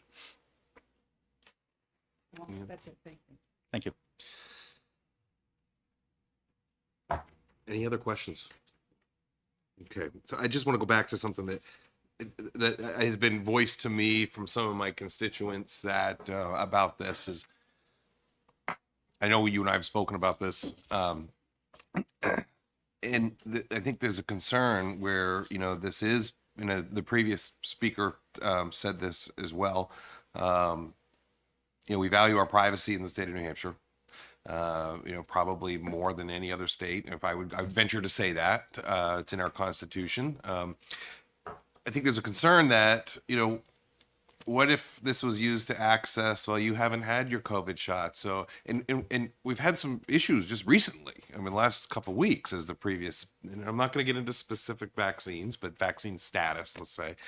I know that I have some constituents that are concerned that this could be used to deny coverage, deny access, increase premiums, a big brother aspect of a payer.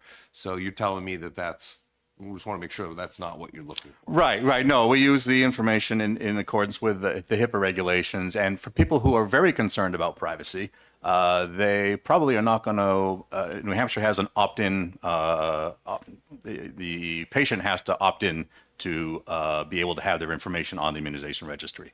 So I will concede that it won't be a complete picture, but it'll be a better picture than we already have.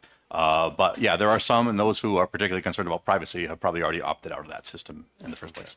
And this is, you said this again, this is your sole purpose of pursuing this is to satisfy some of the requirements of the accreditation agencies that you guys. Correct. The National Council on Quality Assurance is the key one. And again, up until recently, they just based it on a random sample done internally, but now they're basing it upon all the membership that you have. Yeah, I probably shouldn't comment on this, but the fact that I'm going to, the fact that an accreditation agency is requiring information from their people that requires a change in law is ridiculous. And I'm not, my thoughts on accreditation agencies, I probably just tipped my hand on that. But if I could do something about that, Senator, I would. But there you go. So I don't have a lot of love for that process. But anyway, thank you. Any other questions? Great. Thank you. Thank you, Senators. So we have, let's see, next on this is Laura Condon.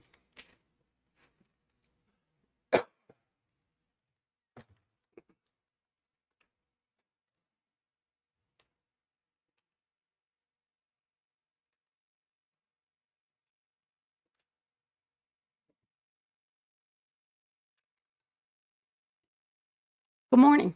Good morning. My name is Laura Condon, and I live in Bedford, New Hampshire. I'm here today to speak in opposition to Senate Bill 75. By way of background, I serve as volunteer New Hampshire Director of Advocacy with the National Vaccine Information Center, a position I've held since 2011. I work to educate the public on vaccine policy and law and advocate for informed voluntary consent. I have served as a public member on the board of the New Hampshire Vaccine Association for 5 years. Since that time, I have remained a committed attendee and active commentator on all board meetings. I have been actively involved in the rules process involving this state vaccination registry, working with former Representative Neil Kirk and DHHS to write the original rules for the registry in 2014. DHHS has had a notion that they could make this registry automatic, forcing residents to opt out. This registry has been cloaked in controversy, mismanagement, and mishandling of millions of dollars since the rules took effect, once resulting in a member of the Executive Council working with me to call for an investigation by the Attorney General. There has been legislative work since then to ensure this vaccination registry will be voluntary, without coercion or penalty for not submitting to this tracking. But still, DHHS has written rules that require refusal of any vaccine to be a reported and tracked event. I'm mindful, as I'm sure all of you are, that health insurance carriers are not medical personnel and do not treat patients and do not give vaccines. They fund medical treatment. Even then, the only need to know that a health plan has to your vaccination status is to pay for medical treatment that they cover, and they already have access to that information. This does not save them any processing. They still, there's 3 charges when somebody gets a vaccination. There's for the appointment with the doctor, there's for the actual injection, and then for the vaccine. So there's no cost saving there. Medical reimbursement requests are submitted from medical providers to health plans. They have all the information they need to do their job to pay claims. If you've gotten your vaccines, your insurance company will know it because they're paying for it. Health insurance carriers especially have no legitimate need to access this private personal information, the vaccination registry, of people that they do not insure. Please be aware that the vaccination registry is incomplete. So if they're looking for a complete record, they will not get it there. The vaccination registry is a voluntary program. There are many people that do not participate in that. Well, health plans, but it raises concerns if this passed. Will health plans use this vaccination registry information to deny coverage because they've had certain vaccines known to cause heart infection, blood clots, or turbo cancers? Or those people be denied certain treatments because of their vaccination history? Will health plans use this personal information in the vaccination registry to deny coverage to those who seek care but refuse certain vaccines, like the recent rejection of a New Hampshire kidney transplant patient who refused the dangerous and ineffective COVID shot, and she was denied a kidney transplant by Dartmouth? There is no doubt that this bill represents bigger government, not smaller government. The cost will far exceed the $100,000 projected, and taxpayers will be paying for it. This is in direct opposition to Governor Ayotte's COGE plans to reduce the scope and cost of unnecessary government. There's no legitimate reason for this health plan access to personal information and the vaccination registry, and I ask that you please vote Senate Bill 75 as inexpedient to legislate, and I'm happy to address any questions you may have. Any questions? No, thank you very much. Thank you. Aubrey Friedman.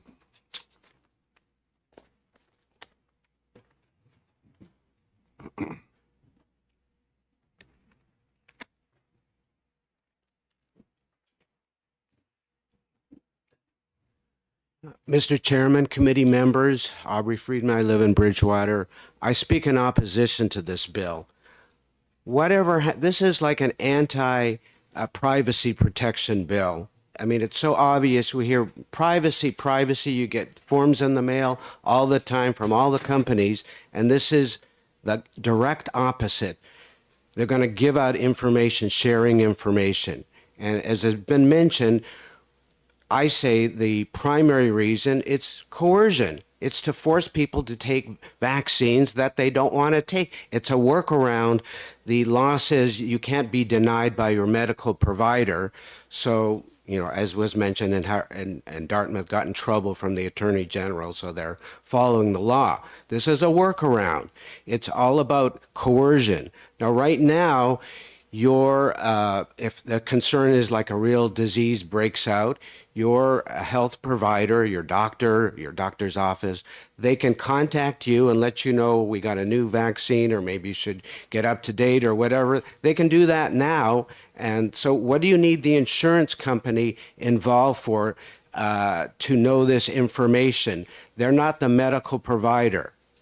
And then as far as the $100,000, I'd say the Department of Health and Human Services did such a terrible job during the pandemic. We should not reward them for mismanagement. We should cut their budget as far as I'm concerned. So I think this bill is bad from beginning to end. It's a total anti-privacy protection bill. And it's all about coercion, basically. So I'm sorry to say I oppose it totally. All right. Any questions? Thank you for coming in. Okay, thank you. It's Nancy Biederman.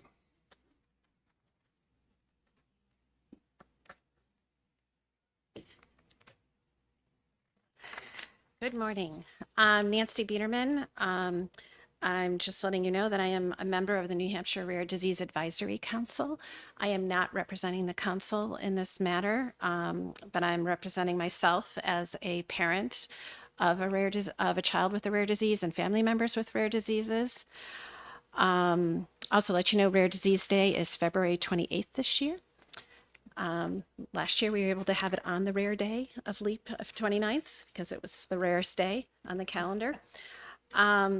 As a parent of a child with a rare disease who was not diagnosed until she was 14, and that's true of most rare diseases, it takes many years because you go to doctors with symptoms and they can't put all the pieces together because they may have read maybe a line or two in their textbook.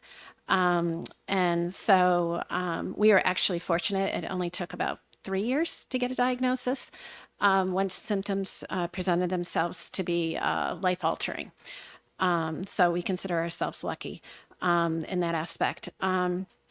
I will tell you that I am very concerned about insurance companies getting any more information about myself or my child or anyone else with rare diseases.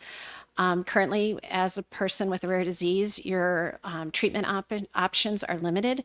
You are even limited even more when your doctor requests a certain treatment, and because the insurance company provider does not understand the rare disease, they deny it. In fact, my daughter was just denied pain treatment a month ago from the insurance company. The neurologist said, okay, let's try this.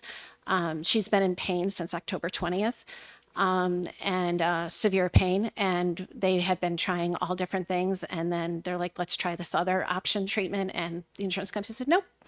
So my daughter's still in pain. And she will continue to be in pain until the insurance company finally overturns and lets us try this other treatment. She also is a vaccine injured child and with a rare disease. They don't test them for the vaccines. They're not even considered in part of the pool of, oh, what side effects are you going to have? I thought I was doing the right thing as a parent. Let's give you the meningitis shot. I'm concerned about it. The doctor says, oh, let's do it. And then she had a severe reaction to it.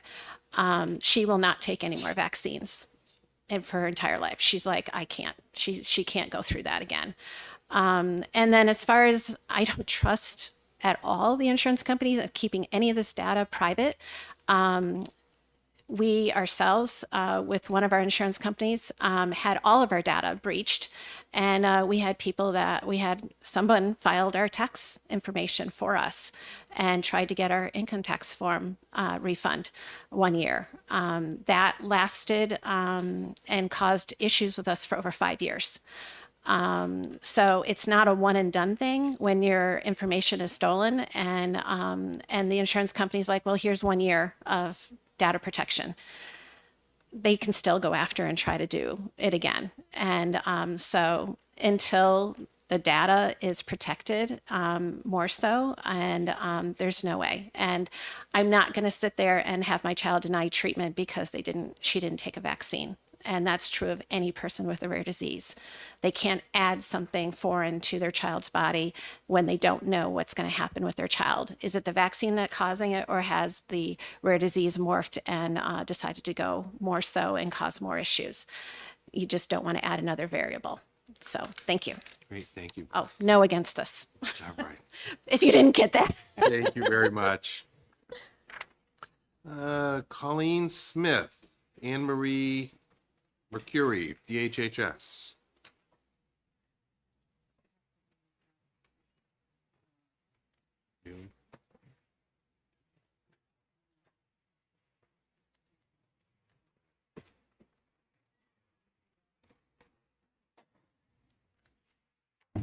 Morning. Good morning. It is still morning. It is still morning. Good morning. Thank you, Chairman and members of the committee, for allowing us to speak today. My name is Colleen Smith.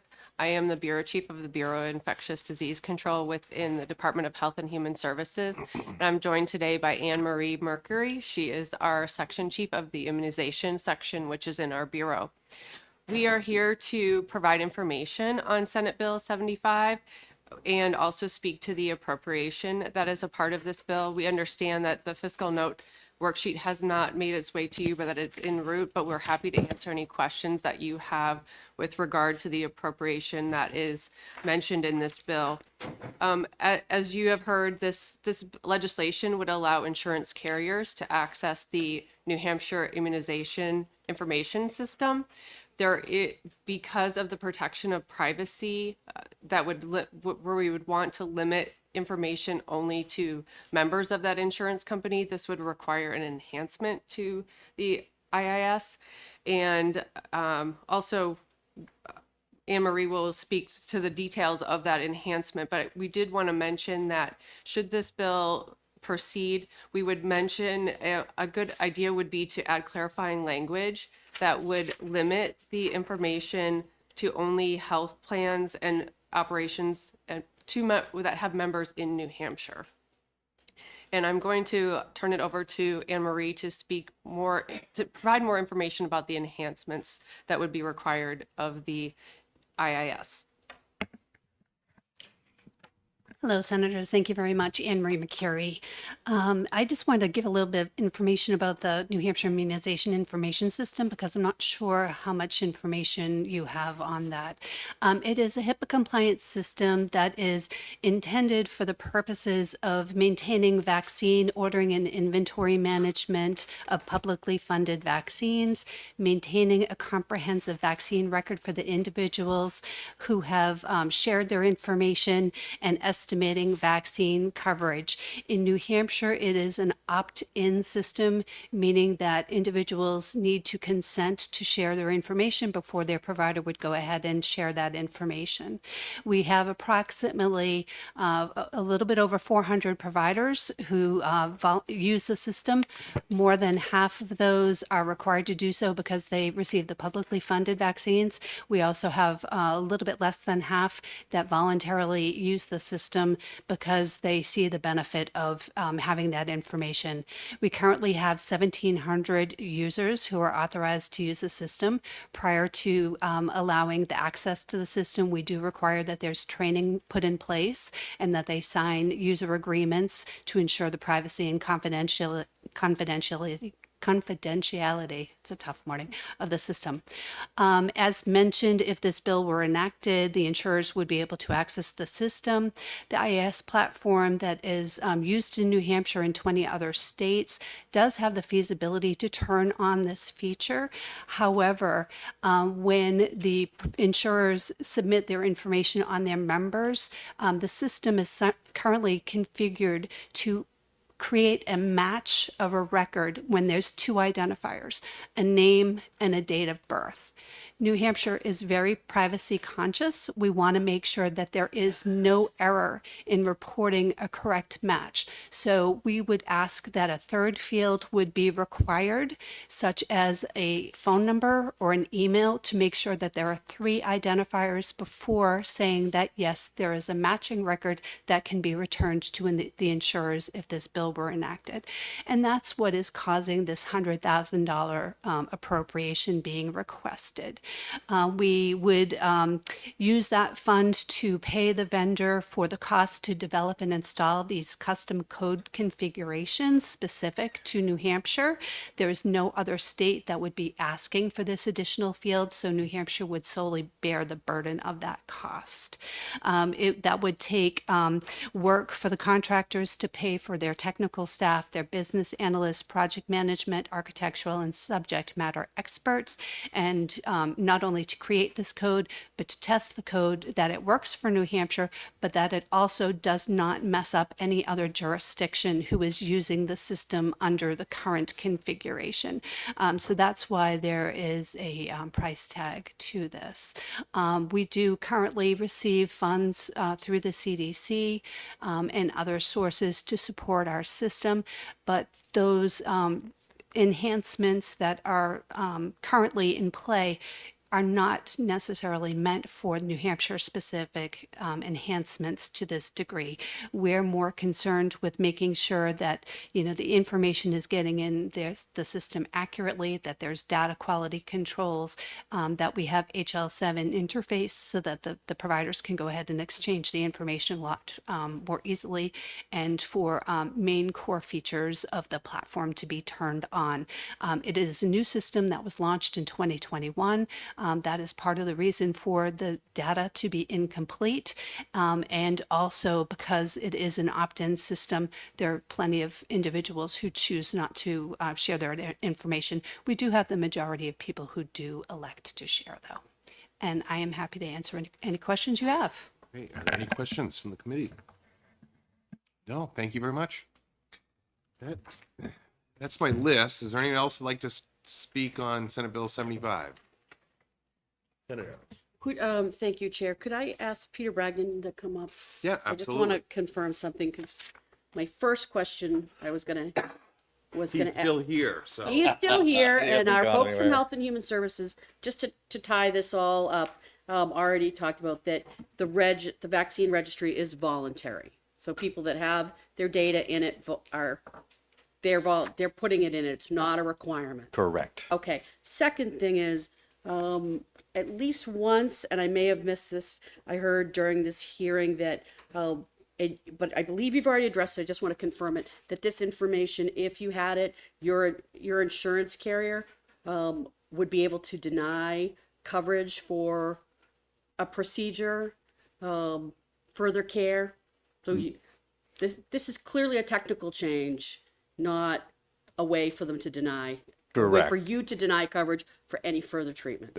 Thank you for the question. Correct. And yeah, we're really only interested in those 5 specific vaccinations that NCQA rates people on, which are fairly standard.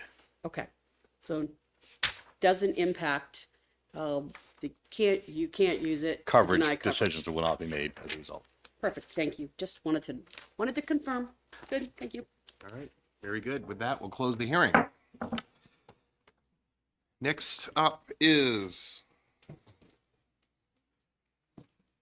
Senate Bill 120, 120. biomarkers. I've been looking forward to this one.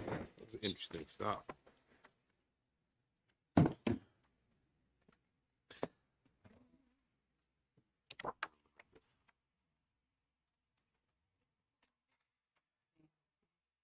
So we're going to open the hearing on Senate Bill 120 relative to insurance coverage for biomarker testing. We have Grant Bossy here to introduce the bill. Then after that, with respect for time, we're going to limit testimony to 3 minutes. Thank you, Mr. Chairman, members of the HHS Committee. My first time in front of you this year. My name is Grant Bossy, Deputy Chief of Staff for the New Hampshire Senate, here to introduce Senate Bill 120 on behalf of Senator Dan Innes, the bill's prime sponsor. Advances in modern medicine are increasingly reliant on precision medicine. Rather than a one-size-fits-all miracle drug or treatment, we're finding that effective treatments need to be precisely tailored to the individual patient. One way to determine the proper course of treatment is biomarker testing. Nearly 60% of all cancer drugs approved in the last 5 years require or recommend biomarker testing before use, helping to increase both survivability and quality of life for cancer patients. Biomarker testing also confirms a diagnosis of Alzheimer's and can distinguish between Alzheimer's and non-Alzheimer's dementia. Importantly, you can also avoid treatment likely to be ineffective or unnecessary. In a recent survey, 66% of oncology providers report that insurance coverage is a barrier to appropriate biomarker testing for their patients, and a peer-reviewed analysis in Precision Medicine found that 71% of policies are more restrictive than recommended guidelines for many forms of cancer. SB 120 would require that insurance cover biomarker testing, quote, when the test is supported by medical and scientific evidence. It would also add biomarker testing to the state Medicaid plan. Biomarker testing is a tool we can use to improve treatment and outcomes, avoid unnecessary medical interventions, and lower costs across New Hampshire's healthcare system. I would defer technical questions to the people behind me who have more letters after their name. Thank you for your consideration of SB 120. All right, thank you very much.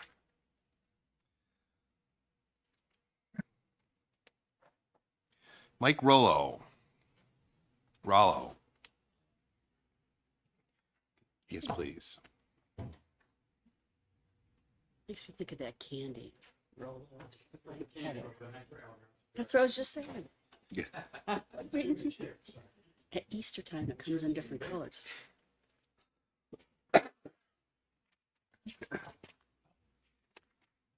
Good morning, Mr. Chairman, members of the committee. For the record, my name is Mike Rollo. I'm the Government Relations Director for the American Cancer Society Cancer Action Network, and I'm hoping to keep it well under 3 minutes. I want to thank Grant and Senator Innes for his testimony and his continued support for cancer patients across the state of New Hampshire. Much of what Senator Innes has presented, or Grant has presented on behalf of Senator Innes, is in my testimony, so I'm not going to have to cover that. So I appreciate that. But I did want to say that on behalf of ACS-CAN, we are here in strong support of Senate Bill 120. We have the privilege of leading a coalition of 38 other organizations, public health organizations. Some of them are New Hampshire specific, some of them are national, in support of Senate Bill 120. So let me just get into a little bit of this. So progress in improving cancer outcomes increasingly involves the use of precision medicine, as you just heard, and which uses information about a person's own genes or proteins to prevent, diagnose, or treat diseases like cancer. A biomarker testing utilizes tissue, blood, or other biospecimens to identify mutations that may impact treatment decisions. This testing is an important step to accessing precision medicine, which includes targeted therapies that can lead to improved survivorship and better quality of life for cancer patients. And there is currently limited and disparate access to biomarker testing, however, though. I think you just heard that a recent survey of oncologists reported that 66% of those that had issues accessing this testing due to disparate coverage in their insurance. More, I think, alarming is that in New Hampshire, it's been reported that 77% of policies reviewed were more restrictive than the National Comprehensive Cancer Network guidelines for biomarker testing for advanced breast cancer, non-small cell lung cancer, easy for me to say this morning, melanoma, and prostate cancers. This is evidence that there are likely granite staters that could benefit from biomarker testing that are being left behind. And just to finish in part of my testimony, to be clear, biomarker testing is not indicated or appropriate for all cancer patients. And we are not advocating, I'll say that again, we are not advocating for universal biomarker testing. Rather, this legislation is tied to rigorous sources of medical and scientific evidence that guide who should receive this testing. In addition, as demonstrated in the stories that you're going to hear today, there are countless examples of cancer patients and other types of patients in New Hampshire that where biomarker testing led to decisions to forego unnecessary care like chemotherapy and radiation, or resulted in transitions away from ineffective treatments. When patients forego, Time's up. Oh, okay. So basically, when patients forego some of these unnecessary treatments, they have a better quality of life. The system is saved resources, and that's good for everybody. I did want to just point out, here's our one pager that has our partners on here, but the third piece in your packet that you have shows case examples of different patients and what their outcomes would be if they were given a full panel or specific biomarker testing that may not be covered currently versus if they didn't get that testing, what it means to the patient and what it means to the system. Every test that you see, every unnecessary treatment that you see is wear and tear on the body of the person getting that treatment, and it's potentially a waste of resources. So this bill has potential to help a lot of people in many different ways. So thank you. I'm happy to try to answer any questions. Thank you. Are there any questions? All right. Thank you for coming Thank in. Nancy Carney.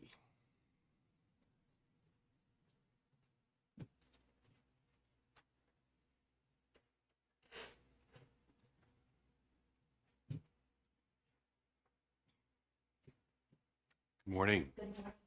Will you turn your microphone on, please, if you could? There's a button right in front of you. Yep. There you go. Good morning. Thank you. My name is Nancy Carney. I'm a resident of Silver Lake, New Hampshire, and I'm a cancer survivor. You have cancer, those three dreaded words that none of us want to hear. My journey began in April of 2021 when I found a small growth on the back of my arm that I had never previously noticed. I called my dermatologist. He said, come right in. He said, that's got to go. I said, when? And he said, today, right now. He called in his assistants and they removed it. And the next week on Friday night at 8 o'clock, I got a phone call. And you know, when your doctor calls Friday night at 8 o'clock, it's not good news. He told me that I had melanoma, which is the most deadly of skin cancers, and that I needed an immediate surgery to remove the rest of the mass and make some future decisions. I went in for a wide excision surgery where they cut in all areas around. And then he said that what he wanted to do, the next standard process would be sentinel lymph biopsies, where they take out your lymph nodes under your arms, which can have life-lasting effects. But he told me about a relatively new test called biomarker testing that could prevent further surgeries. I hadn't even heard about biomarker testing at that point, but he gave me some information and I did some research online and it sounded like a good option. So I called him and we went ahead with the test. And about a week after that, he called me and said, I have marvelous news. The biomarker testing indicates that your cancer has not metastasized and you have very low rate of a regression, a reoccurrence, which was phenomenal. He said, we're going to put you on just coming to see me quarterly, and hopefully that will be the end of your cancer journey. Well, about a week after that, my excitement about my diagnosis turned to dread because I got a bill from my insurance company for $8,500. And they said that they did not consider biomarker testing a medically necessary procedure and that I was responsible to pay the whole amount. They also said if I'd gone ahead with the biomarker, with the biopsies, they would have paid for that, which would have cost even more money than the $8,500. I am still in the process of appealing that decision, but I don't think it's right that your ability to pay can be your ability to get care in this country. And I think that it's only fair that everyone has equal and accessible health care. I strongly encourage you to support SB 120 as if it's a matter of life or death, because for many of us it is. I thank you for your time. Great, thank you. Any questions? No, thank you very much. Let's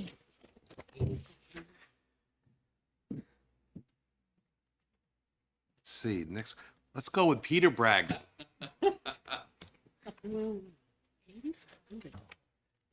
Aren't you tired of me yet? Or maybe you are. No, That's no, me no, calling no. you early on. We're limiting to 3 minutes. Yeah, I know. Let me know when it starts. It already did, probably.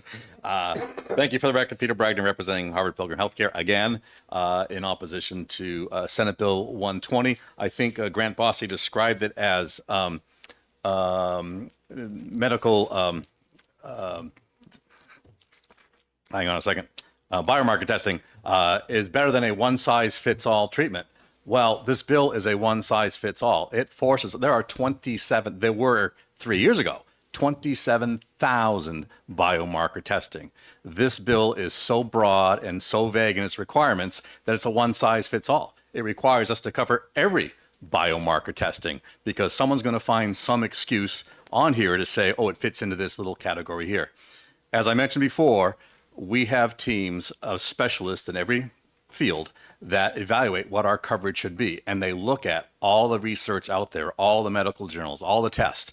They don't say, oh, this one test over here found it, like this bill says. If one carrier in Oregon says, oh, this is good, well, then it's good all over the country under this bill. We have specialists that meet and review our criteria. They review all the data on it and determine, is it effective broadly? Should it be covered? Or when should it be covered? And how should it be restricted if it's covered? This bill is way too broad. And the fiscal note clearly says the cost is indeterminable, which means huge. So please recommend that you send this bill to Inexpedient to legislate, or at the very least, have a mandate review to see what it is we're doing. Again, we're talking well over $50 of per member per month insurance mandates this year in bills, and we have no idea what this one's going to be. So if you're not going to kill the bill, then please get a mandate review done so we know what we're talking about. I'm sure that was under 3 minutes. Yeah, you did well. Thank you. I got a question for you. So you said there's thousands of biomarkers available. It's broad, open. How many does your plan cover? That's a good question. Thank you for the question. I don't know exactly how many, but I can say Harvard Pilgrim does currently cover many biomarker tests. It's a new and emerging field and more being covered in all different areas. I don't have the exact number. I could get that, but certainly I know in areas of blood pressure, glucose, cancer, there are numerous biomarker tests that we do. Some biomarker tests are required by the Affordable Care Act.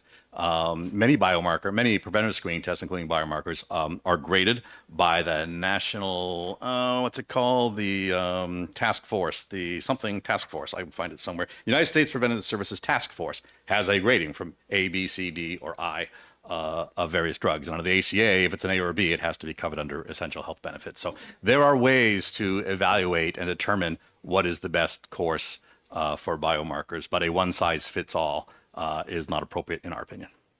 Okay, thank you.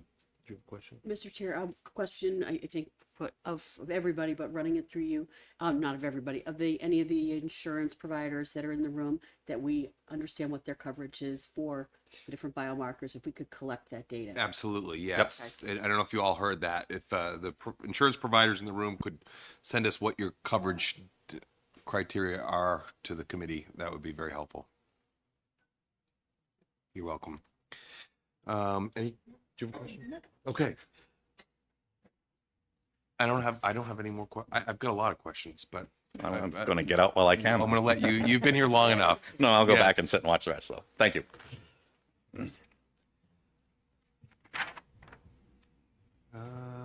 Sabrina Dunlap.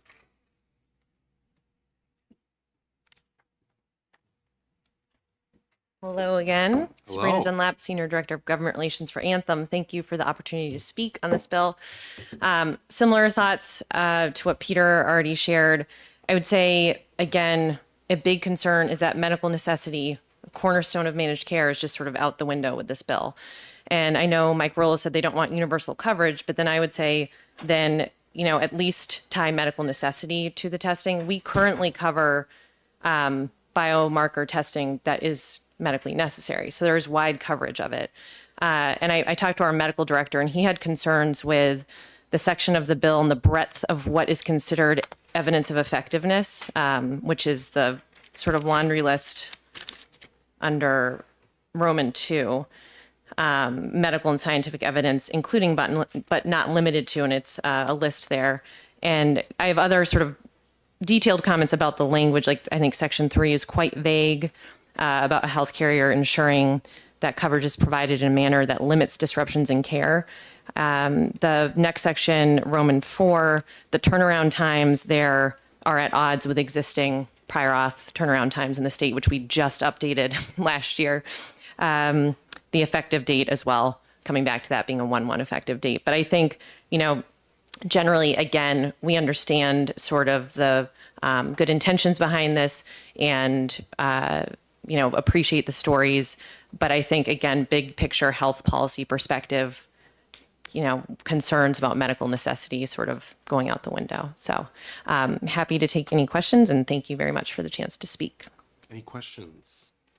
I'm looking forward to getting your information as Yes. far as what you cover. One of the things that I hear what you're saying. I definitely hear what you're saying. And I think the question I have is really, how do we get to, because this is state of the art technology stuff. I mean, we've all grown up with the big C. Everyone knows somebody who's had it or has had it themselves. And one of the things in my background is we're always looking for the silver bullet. What's the magic bullet? What's the silver bullet? So I guess what I'm asking for is, if this is too broad, is there a place where you could say, yeah, we would be willing to I'm not even going to make you commit to something today, but we'd even be able to explore expanding coverage for certain areas. Would you be willing to have that conversation, or are you just a hard no? Always happy to have more conversations. Okay. I appreciate that. And would just say, again, we do have criteria we use and review to make sure that the biomarker testing is going to actually improve outcomes and is appropriate. That's the whole medical necessity piece. So I think, again, I would love to come back to the medical necessity piece because that is the foundation of managed care. But I do appreciate where you're coming from and would definitely be happy to talk more about ways we could work on the bill. Great. Thank you. Thank you.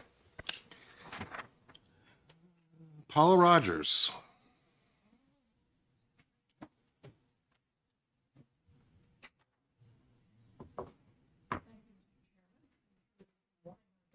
We're still morning, yes. Oh, yes. Can you turn on your microphone, Paula, please? Of AHIP, America's Health Insurance Plans. And you've heard from two of our members this morning, Anthem and Harvard Pilgrim. And I just wanted to weigh in quickly and say, I understand where the senators are coming from, and you've mentioned it, Senator Rochford. Is there a way to look at this bill? Is there a way to tailor it to make it meaningful? And it's interesting because the whole thing on biomarker testing and legislation has really erupted in the last 3 or 4 years. So I have for the committee, and we'll leave behind, a chart of what states have done what and what they've focused on. And I think they've pretty much started where this bill starts in many of the states, but there have been adjustments along the line. What I'm curious about is, and one of the persons that testified, Ms. Carney, talked about having been denied post-service, a substantial claim. I think we need to get a little more information on why oncologists are seeing what appears to be a logjam. And I've forgotten who mentioned that in their testimony. I think it may have been Grant Bossy. If there are these excess of rejections, on what basis are they rejected? And is it rational? And is it based on clinical guidelines that are feasible? So if you take a quick look at the 4 definitions that are in the first part of the bill, they're rather extravagantly broad definitions and often use terms like not limited to, and they talk vaguely about clinical efficacy and what sorts of panels would be embraced on clinical efficacy, which is the real issue. So there, as Peter said, 27,000 biomarker tests. One of them happens to be a complete blood count, which we've all probably had in our lifetime. But there are a distinct set of biomarker testing that are causing the issue here, and we need to know more about that. A mention of a mandate study was made by Peter. I think Massachusetts just completed one, and I think it's a familiar name as one of the, was the company that did it, Barry Dunn, which has done work in New Hampshire. I also have a copy of that, but I don't have excess copies. So I think it's important to get our arms around this, but I actually have to say this is a pretty monumental bill. And I think it should be considered very carefully. Now, in other states where they apparently moved ahead and passed, it will be interesting to see how the fallout develops, because for a health plan and the practitioners out in the field to begin to deal with biomarker and understand where those fit in clinical practice and have those guidelines adopted at the company level to know where and when a rejection or denial is appropriate and how to handle those on appeal. So with Ms. Carney, she indicated that she was still on appeal. It would be very important for you to know how that turned out, because it could have been a rather routine rejection, and hopefully it will be resolved in some rational fashion. But in the middle of that discussion is a plan discussion with the provider as well as the consumer, because providers are going to see biomicro testing as a new tool. And when you have a new tool, you do want to use it, and you want it to be used cautiously. So I'll Thank leave you. behind a couple of things. Yes. And I know my time's up. She's very good. Thank you. Any question? No. Question? No. Yes. So I've got Alzheimer's Association. Do three of you guys want to come up together, or is it Alzheimer's?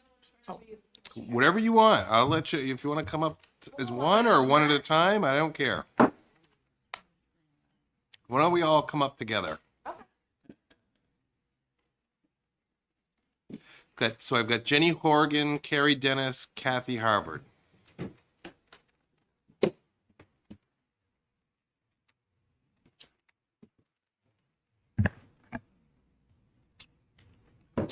Ready? Yes. Wonderful. Thank you, Mr. Chairman, members of the committee. My name is Jenny Horgan. I'm the Senior Public Policy Manager for the Alzheimer's Association, and I'm here today in support of this legislation. In New Hampshire, there are currently over 26,500 individuals living with Alzheimer's or dementia, which is over 10% of those who are 65 and older in the state. And there are many more people who do not have formal diagnoses. Current diagnosis of Alzheimer's disease relies largely on documenting cognitive decline, at which point Alzheimer's has already caused severe brain damage. And experts believe that biomarkers offer one of the most promising paths to improve dementia detection, diagnosis, and treatment. With the Food and Drug Administration recently approving treatments to slow the progression of Alzheimer's disease in the early stages, early detection and diagnosis is more critical to ensure individuals receive the most benefit at the earliest point possible. Insurance coverage for biomarker testing is currently not keeping up with scientific discoveries and progress in treatment.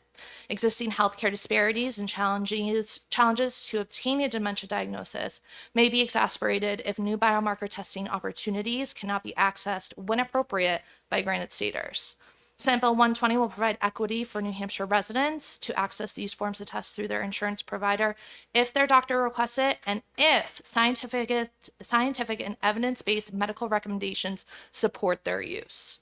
These biomarker tests can then be used for diagnosing, treating, managing, or monitoring the disease and enable access to new disease-modifying treatments and care planning. Without this legislation, dementia diagnoses may take up to 2 years, delaying treatments that are most effective in the early stages of the disease and increasing costs for the care and decreasing quality of life.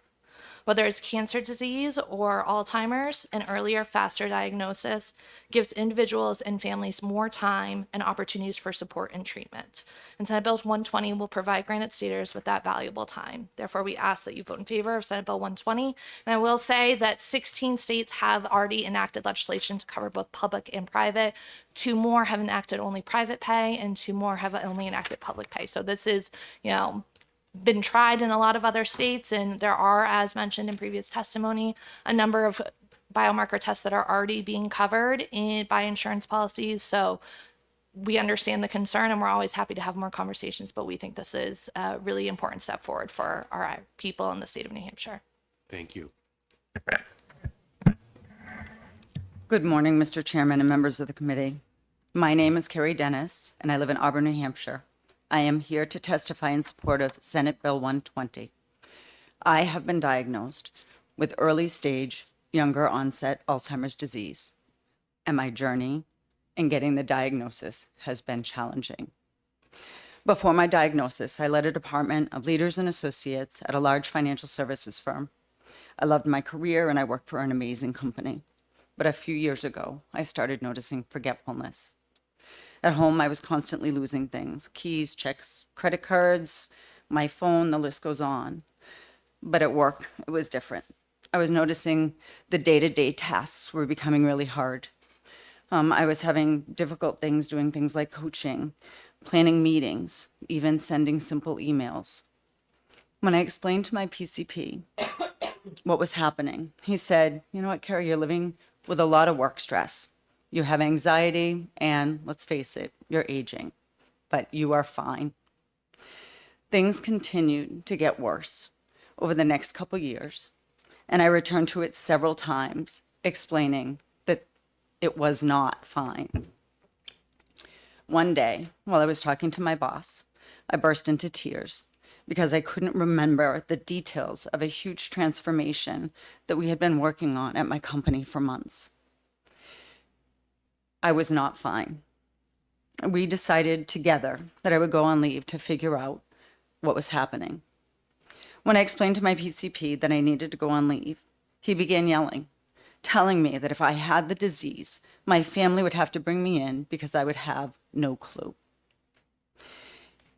He made these chopping motions on his arms as he yelled at me. He says, "You made this appointment. You showed up for this appointment. You're articulate." I left, sobbing and hopeless. I won't deny today how angry I am with that interaction, but I've learned that most doctors are not trained in diagnosing Alzheimer's, and it becomes additionally difficult in the early stages when, like me, you don't have the typical face of Alzheimer's.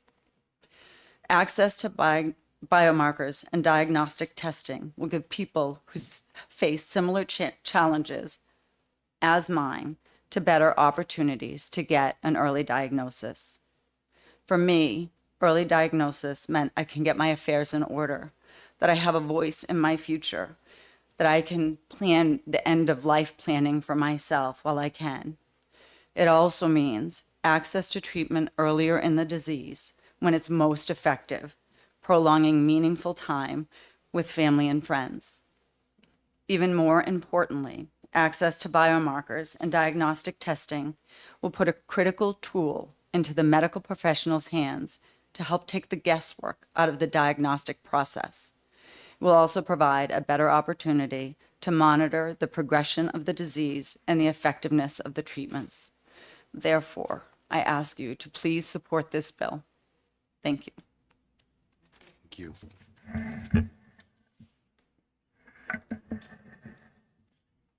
Good morning. My name is Kathy Harvard. I live in Hanover, and thank you to the chair and the rest of this committee for allowing me to voice my support for Senate Bill 120. So I've shared my family's story with this committee before, but I am particularly grateful to have the opportunity to talk with you today about the really critical importance of insurance coverage for biomarking testing for Granite State families who are struggling, as Carrie's just described, to get a diagnosis for a family member suspected of having Alzheimer's or some other dementia. As it stands today, the wait for testing is long, the cost is overwhelming, and the clock is already ticking for those who might benefit from treatments if they are caught in the early stage, but very likely will miss that window of opportunity because it's not diagnosed in time. In the beginning, Alzheimer's can be and is often an invisible disease, one that is difficult to recognize and tough to identify. This is true for family members. I know I was one of them. And very, very frequently, the medical community. Carrie already has told us they are not trained. Biomarker testing is what changes this. It is biomarking testing that opens the door to diagnoses, the possibility of treatment, the ability for a family to plan, and by the way, considerable cost savings. At 59, my husband was abruptly fired from a job that actually he was pretty good at and he loved. He didn't know that anything was wrong, and neither did I. From all appearances, he was in terrific physical health. But 9 months later, he received a diagnosis of mild cognitive impairment. 2 years after that, when the biomarker tests were finally complete, it was confirmed my husband, like Carrie, was suffering from younger onset Alzheimer's. We tried resetting the clock. His doctors explained to his former employer that the job performance issues that he had been fired for were actually and very likely the result of early stage Alzheimer's disease. But now, 2 years later, it was too late. That window had closed. Had any of us known that my husband was suffering from an illness, from the symptoms of early Alzheimer's disease, he might have received disability support and medical insurance from his employer. They would have been available. Instead, we exhausted our family's college and retirement savings to cover the cost of my husband's decade-long journey with Alzheimer's, and that includes, of course, paying for biomarker testing. As Jenny said, there are more than 26,500 New Hampshire families who are struggling with Alzheimer's or another dementia. And in fact, many of those have not yet received a complete diagnosis.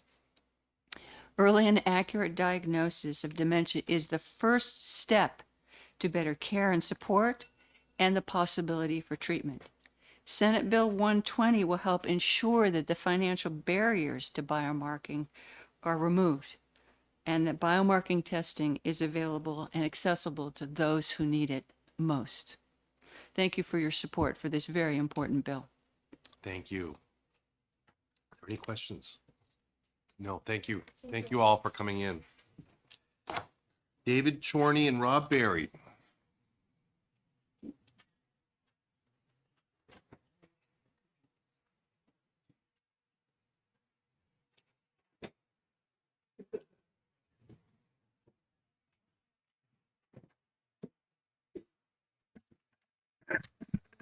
Good morning, Mr. Chair and members of the committee. My name is Rob Barry. I'm General Counsel to the Division of Medicaid, and with me is David Chorney, the state's Deputy Medicaid Director. So this is another bill where we were playing catch up with the fiscal analysis due to resources. We did submit a fiscal note worksheet draft to the LBA earlier this week, so it's not caught up with the bill yet. We anticipate an expense of about $1 million to $2,500,000 in general fund and other state expenditures for this one.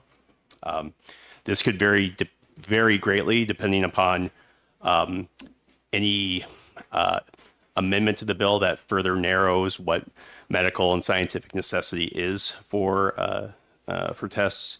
And also the department would submit that it would be able to further lower costs if it was able to maintain biomarker testing on a case-by-case basis in a prior authorization format. So with that, I'm going to pass it over to David Chorney for further information.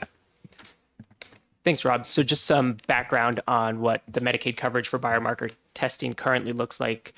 We do cover medically necessary biomarker testing. And what we look at is FDA approval, test indications for the test, Medicare coverage determinations. And we also look at what I'll call a clinical utility test in collaboration with our medical director. And what Dr. Ballard's really looking at there is there clinical value to the biomarker tests that we're being asked to cover to the treatment that the patient is going to get? Because we want to make sure that the test is going to inform the treatment and care that the patient gets, and not we want there to be good value there, and not that the biomarker test exists, but it doesn't actually inform the underlying treatment that the patient is going to get. And it's a really a cost containment measure. And so I think that's the one aspect of this bill we would be interested in seeing if it could be incorporated into an amendment, this clinical utility and clinical value aspect that would preserve the Medicaid department's ability to ensure that there's clinical value in the biomarker test being covered, and that the patient's getting the underlying treatment they need. And we see a lot of value in these tests, especially around the more higher price cell and gene therapy drugs, where there's a therapy there that has a really high cost, but you want to make sure that that therapy is valuable to the patient, the treatment of the patient, and the biomarker testing can often inform that. So just to understand, you guys, Medicaid is covering biomarker testing to some degree. To some degree, not to the extent as the legislation is currently drafted. We don't cover all biomarker tests out there. we will get requests to cover certain biomarker tests, and we'll review them based off, make sure they're approved by the FDA, and to look at the clinical utility and clinical value of them. So it is, and I think you said this case by case. Yep. Yep. Yep. And I think it was interesting on the fiscal note that you did note that earlier detection and targeted treatments could offset cost through improved outcomes. I think that's what you just said. That's, I mean, I think that's of note. Yes. Yeah, certainly. But it'd be nice to put some numbers to that. Yeah. We can take that back and try and do some further analysis on it. Any other questions? Hi, thanks for taking my question. So the price tag, what was the price tag that you gave the fiscal note for? I believe it was $1 to $2.5 million, but it's, as Rob had mentioned, sort of subject to how the legislation ultimately determines the national or scientific consensus of what qualifies for a biomarker testing, and then whether or not in the medical necessity determination there's the sort of clinical value, clinical utility aspect that I referenced. What is the cost? Have you evaluated the cost that for Medicaid as opposed to this? Oh, so the $1 to $2.5 million is just the Medicaid cost. Okay. Yep. Thanks. Any other questions? I think that's it. Great. Thank you. Thank you. Anyone else that would like to speak on Senate Bill 120? With that, I want to close the hearing.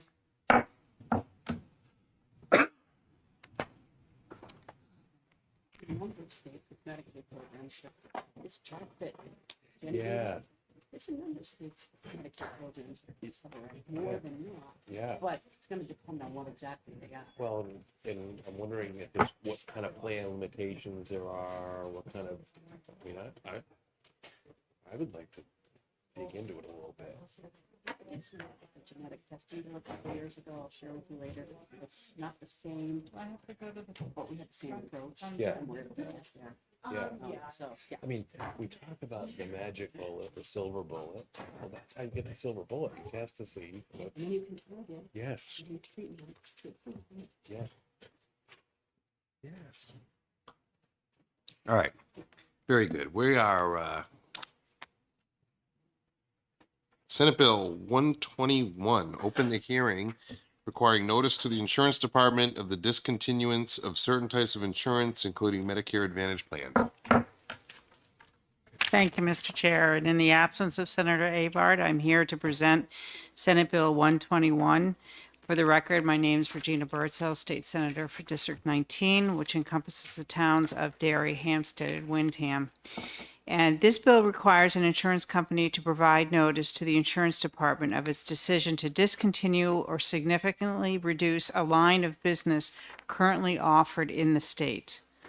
The bill similarly directs an insurance company offering Medicare Advantage plans to provide notice to the insurance department of its decision to terminate its contract with CMS to cease offering Medicare Advantage plans in a particular county or to significantly modify the plans offered.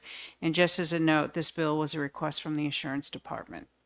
So with that, I will end my... Great. Thank you very much. And next person up is the insurance department, DJ Betancourt.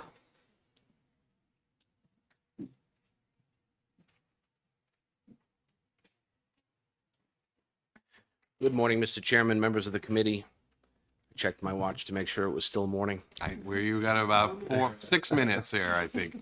I appreciate it very much. I know you guys have had a busy morning. I will keep this as brief as possible. Senator Birdsell, thank you very much for pinch hitting for Senator Avard, and Senator Avard, thanks in absentia for taking this on for us. The purpose for this bill is fairly simple. As many of you know, because you are likely hearing from your constituents this fall, there was quite a bit of disruption in the Medicare Advantage market, with some carriers making some decisions as to whether or not they were going to continue offering Medicare Advantage plans, or if they were, what those plans and offerings were going to be.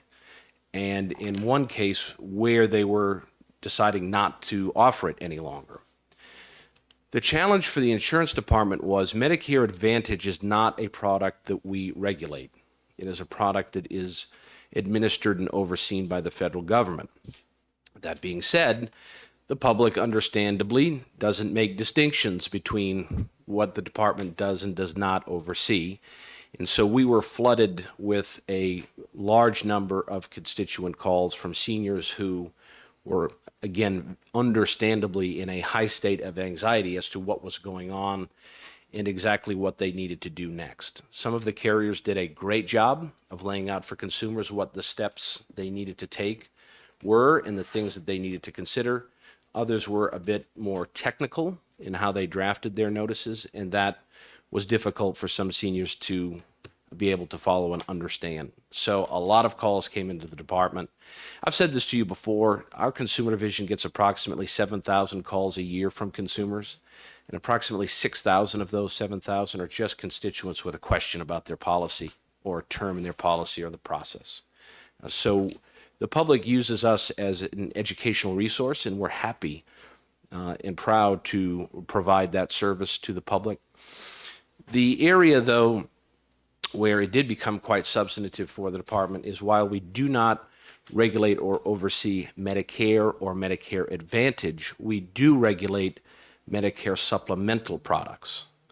And so it did become important for us to really understand what was happening, because with the decision of some of the carriers to cease writing Medicare Advantage plans, the federal government provided them with an opportunity to take advantage of Medicare supplemental plans without underwriting.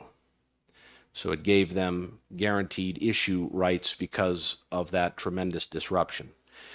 So we're, on the one hand, trying to put together a series of educational documents and scripts for our consumer division. The real problem became the uncertainty and the rumors as to who was doing what. For those carriers that put out press releases that said, we're no longer going to be offering Medicare Advantage products, that was fairly straightforward. We saw their press release, we know where they stand. But there were other carriers that were not getting out of the line entirely, but were drastically changing what their offerings were going to be.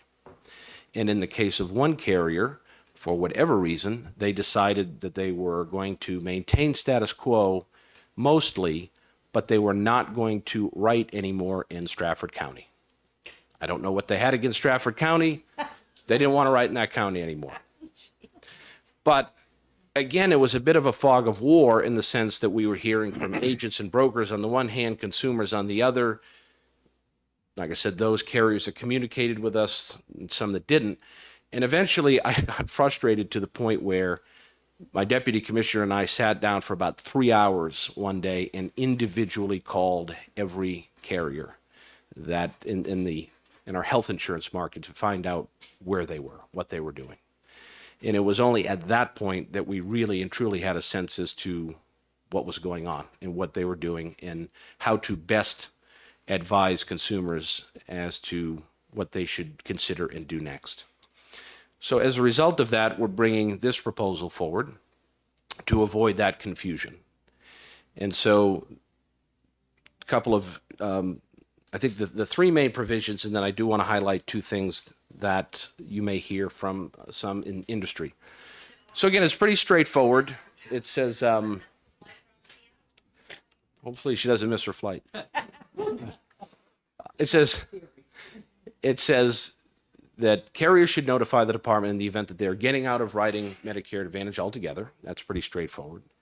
If they are choosing not to write in a particular location, which again, the real life example of that was not writing in Stratford County, or they are significantly modifying their offerings. So it kind of covers the three issues that we were trying to work through and manage this past fall, so that we know what's coming, we know the materials that we need to prepare, the scripts that we need to write for our consumer division so that they can be at their best to help the public work through any questions they may have or things that they need to consider. So my understanding is that there is some concern in industry regarding the term significantly modifies the offerings. Let me say that we got that language from the federal requirement, the federal notice requirement. So I didn't make it up. My team didn't make it up.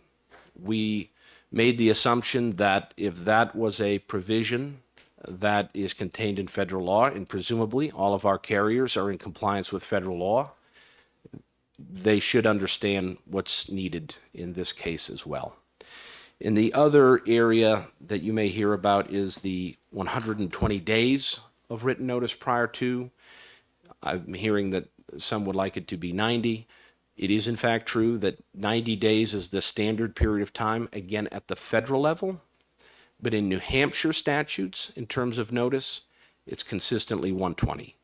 So we did the federal language around terminology, because again, our assumption was they were familiar with that and understood how to apply that.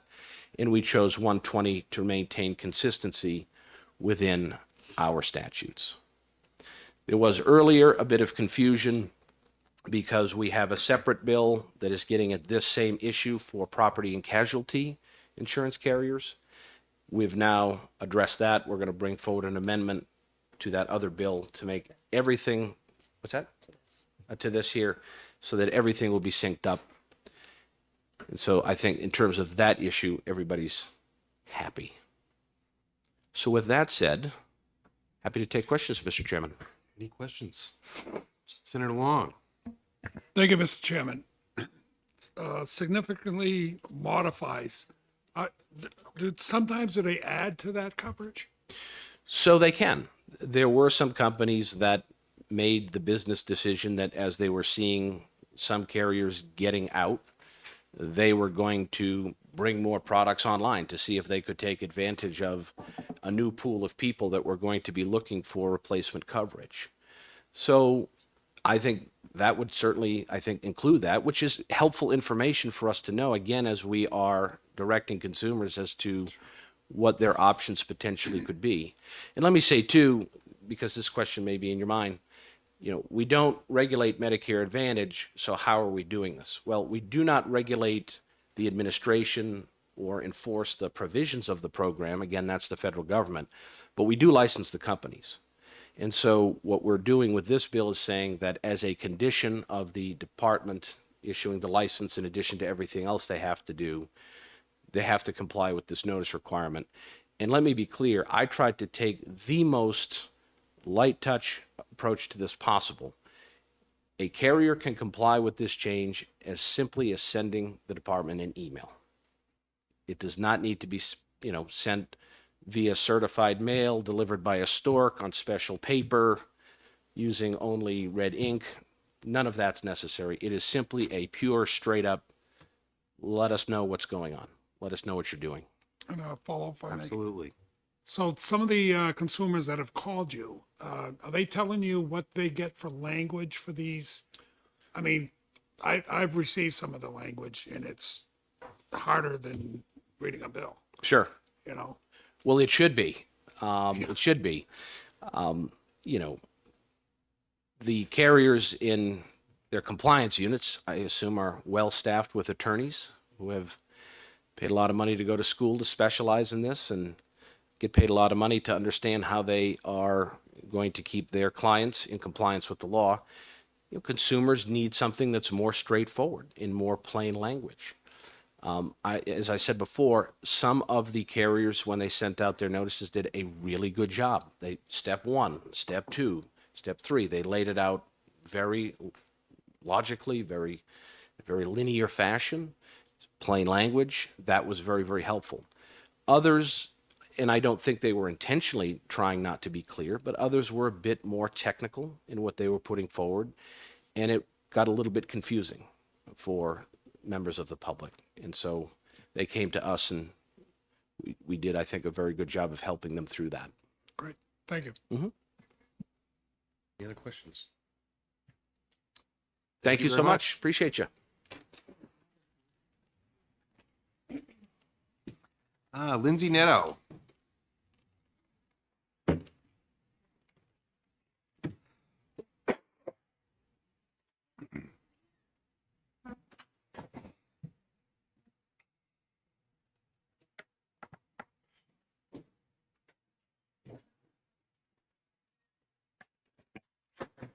Good afternoon. It's afternoon. I was just checking that. I'm sorry. I will be was quick. watching it. My name's Lindsay Nato. I'm an attorney at Oren Reno here in Concord, and we represent two associations that make up the majority of the property and casualty insurance market in New Hampshire. They are, and you don't have to remember this because they're very long, the New Hampshire Association of Domestic Insurance Companies, that's the domestic state trade, and then the national trade, the American Property Casualty Insurance Association. So again, we're talking your property and casualty. I know a lot of the department's testimony focused on the Medicare and the health space. This bill does also impact other areas of insurance. And so I'm speaking primarily toward the first two sections of the bill, not that third section. We did sign in opposed to the bill as originally drafted, primarily around some of the conflicts with the other bill that now are being ironed out, and then also over the term significantly modifies the offering. That is not a terminology. It's not a defined term. It's not a term used in business in the property and casualty space. That may be something you see federally in the health space, but it's not on the P&C side. And so we did raise those concerns, and we do understand the department is working on some language to help address those concerns. And so we'll be happy to participate in ongoing dialogue and hope to have that fixed for that section too. And just the other thing to let you know, generally New Hampshire law in the property and casualty side does require notice already be given to agents if you're going to withdraw a line of business. And so as a matter of course, with our clients, we say, give the department a courtesy call, right? Let them know this is happening so that if an agent does have concerns and complains or raises an issue with the department isn't blindsided. So I think as a matter of course, on the P&C side, we're already doing this. And so we're happy to comply. And with that couple changes, we look forward to seeing hopefully an amendment that can address those concerns. So just to clarify this on that significantly modifies with the Department of Insurance, you're working on a fix within this bill, or Yes. it wasn't clear to me that they may have another bill coming as well. This one. Okay. All right. Very good. Perfect. No, I just wanted to make sure if we should be expecting it for this or, okay, very good. Thank you. And the amendment will sync the language to the language that's already in the other bill, so there will be no disparity. Great. Thank you. Thank you. I don't see any questions. Are there any questions? No. All right. Just going to make a note here. All right. Is there anyone else that'd like to speak on Senate Bill 121? Paula. That's all right. I So was very late today, quickly, so. and in due respect to the commissioner sitting right there, there is one issue in the third section that I wanted to point out, and I'm still trying to gain information from on high for AHIP companies that are not present here. Paul, I'm sorry. Could you just state your name for the record for Paula Sophie? Rogers. Yes. And you AHIB. AHIP. All right. And the only issue I have, and it's a very small issue, and I don't really know the implication of what I'm asking, but I would ask for some consideration of a 90-day notice in Section 3. Right now, it's 120 days. And I do that not because I have any affection for 90 over 120, but at the federal level, when a notice is given in the MA area, the federal agency receives a 90-day notice. So it just seemed odd to me that from a regulatory point of view, you would have an earlier notice here in New Hampshire that there maybe is going to be an MA plan dropping a county, and yet the commissioner at the federal level wouldn't yet have that notice. So it just seemed an odd thing, and that's why I just wanted to mention that issue.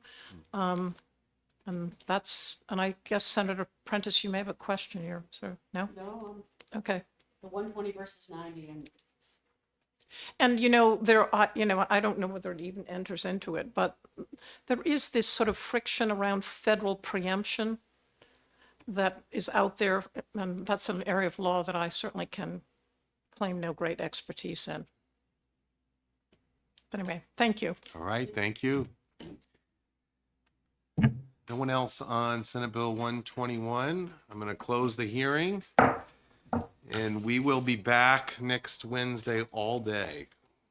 for our committee members. We've got a full day next week. So, Yes. And next Thursday as well, correct? and we're gonna also be meeting Thursday next week as well. We've got 30 bills that came through with fiscal notes, and we're up against the calendar. Yes. I know you guys have a lot bigger schedule than I do, so I,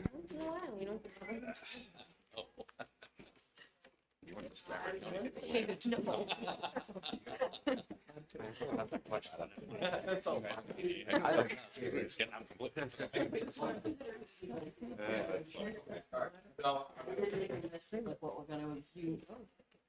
Senator Birdsell would always make a list and would call the night before and say, here's the Okay. things I'm gonna exempt. Yeah. And if we hadn't, like, Senator, if we had any questions or concerns, like, we talked through it, with her then. Okay. Too, So up until today, we only have 2, so now we've got 7. So we'll probably put that on the list of things next week. so I'm going to adjourn the hearing.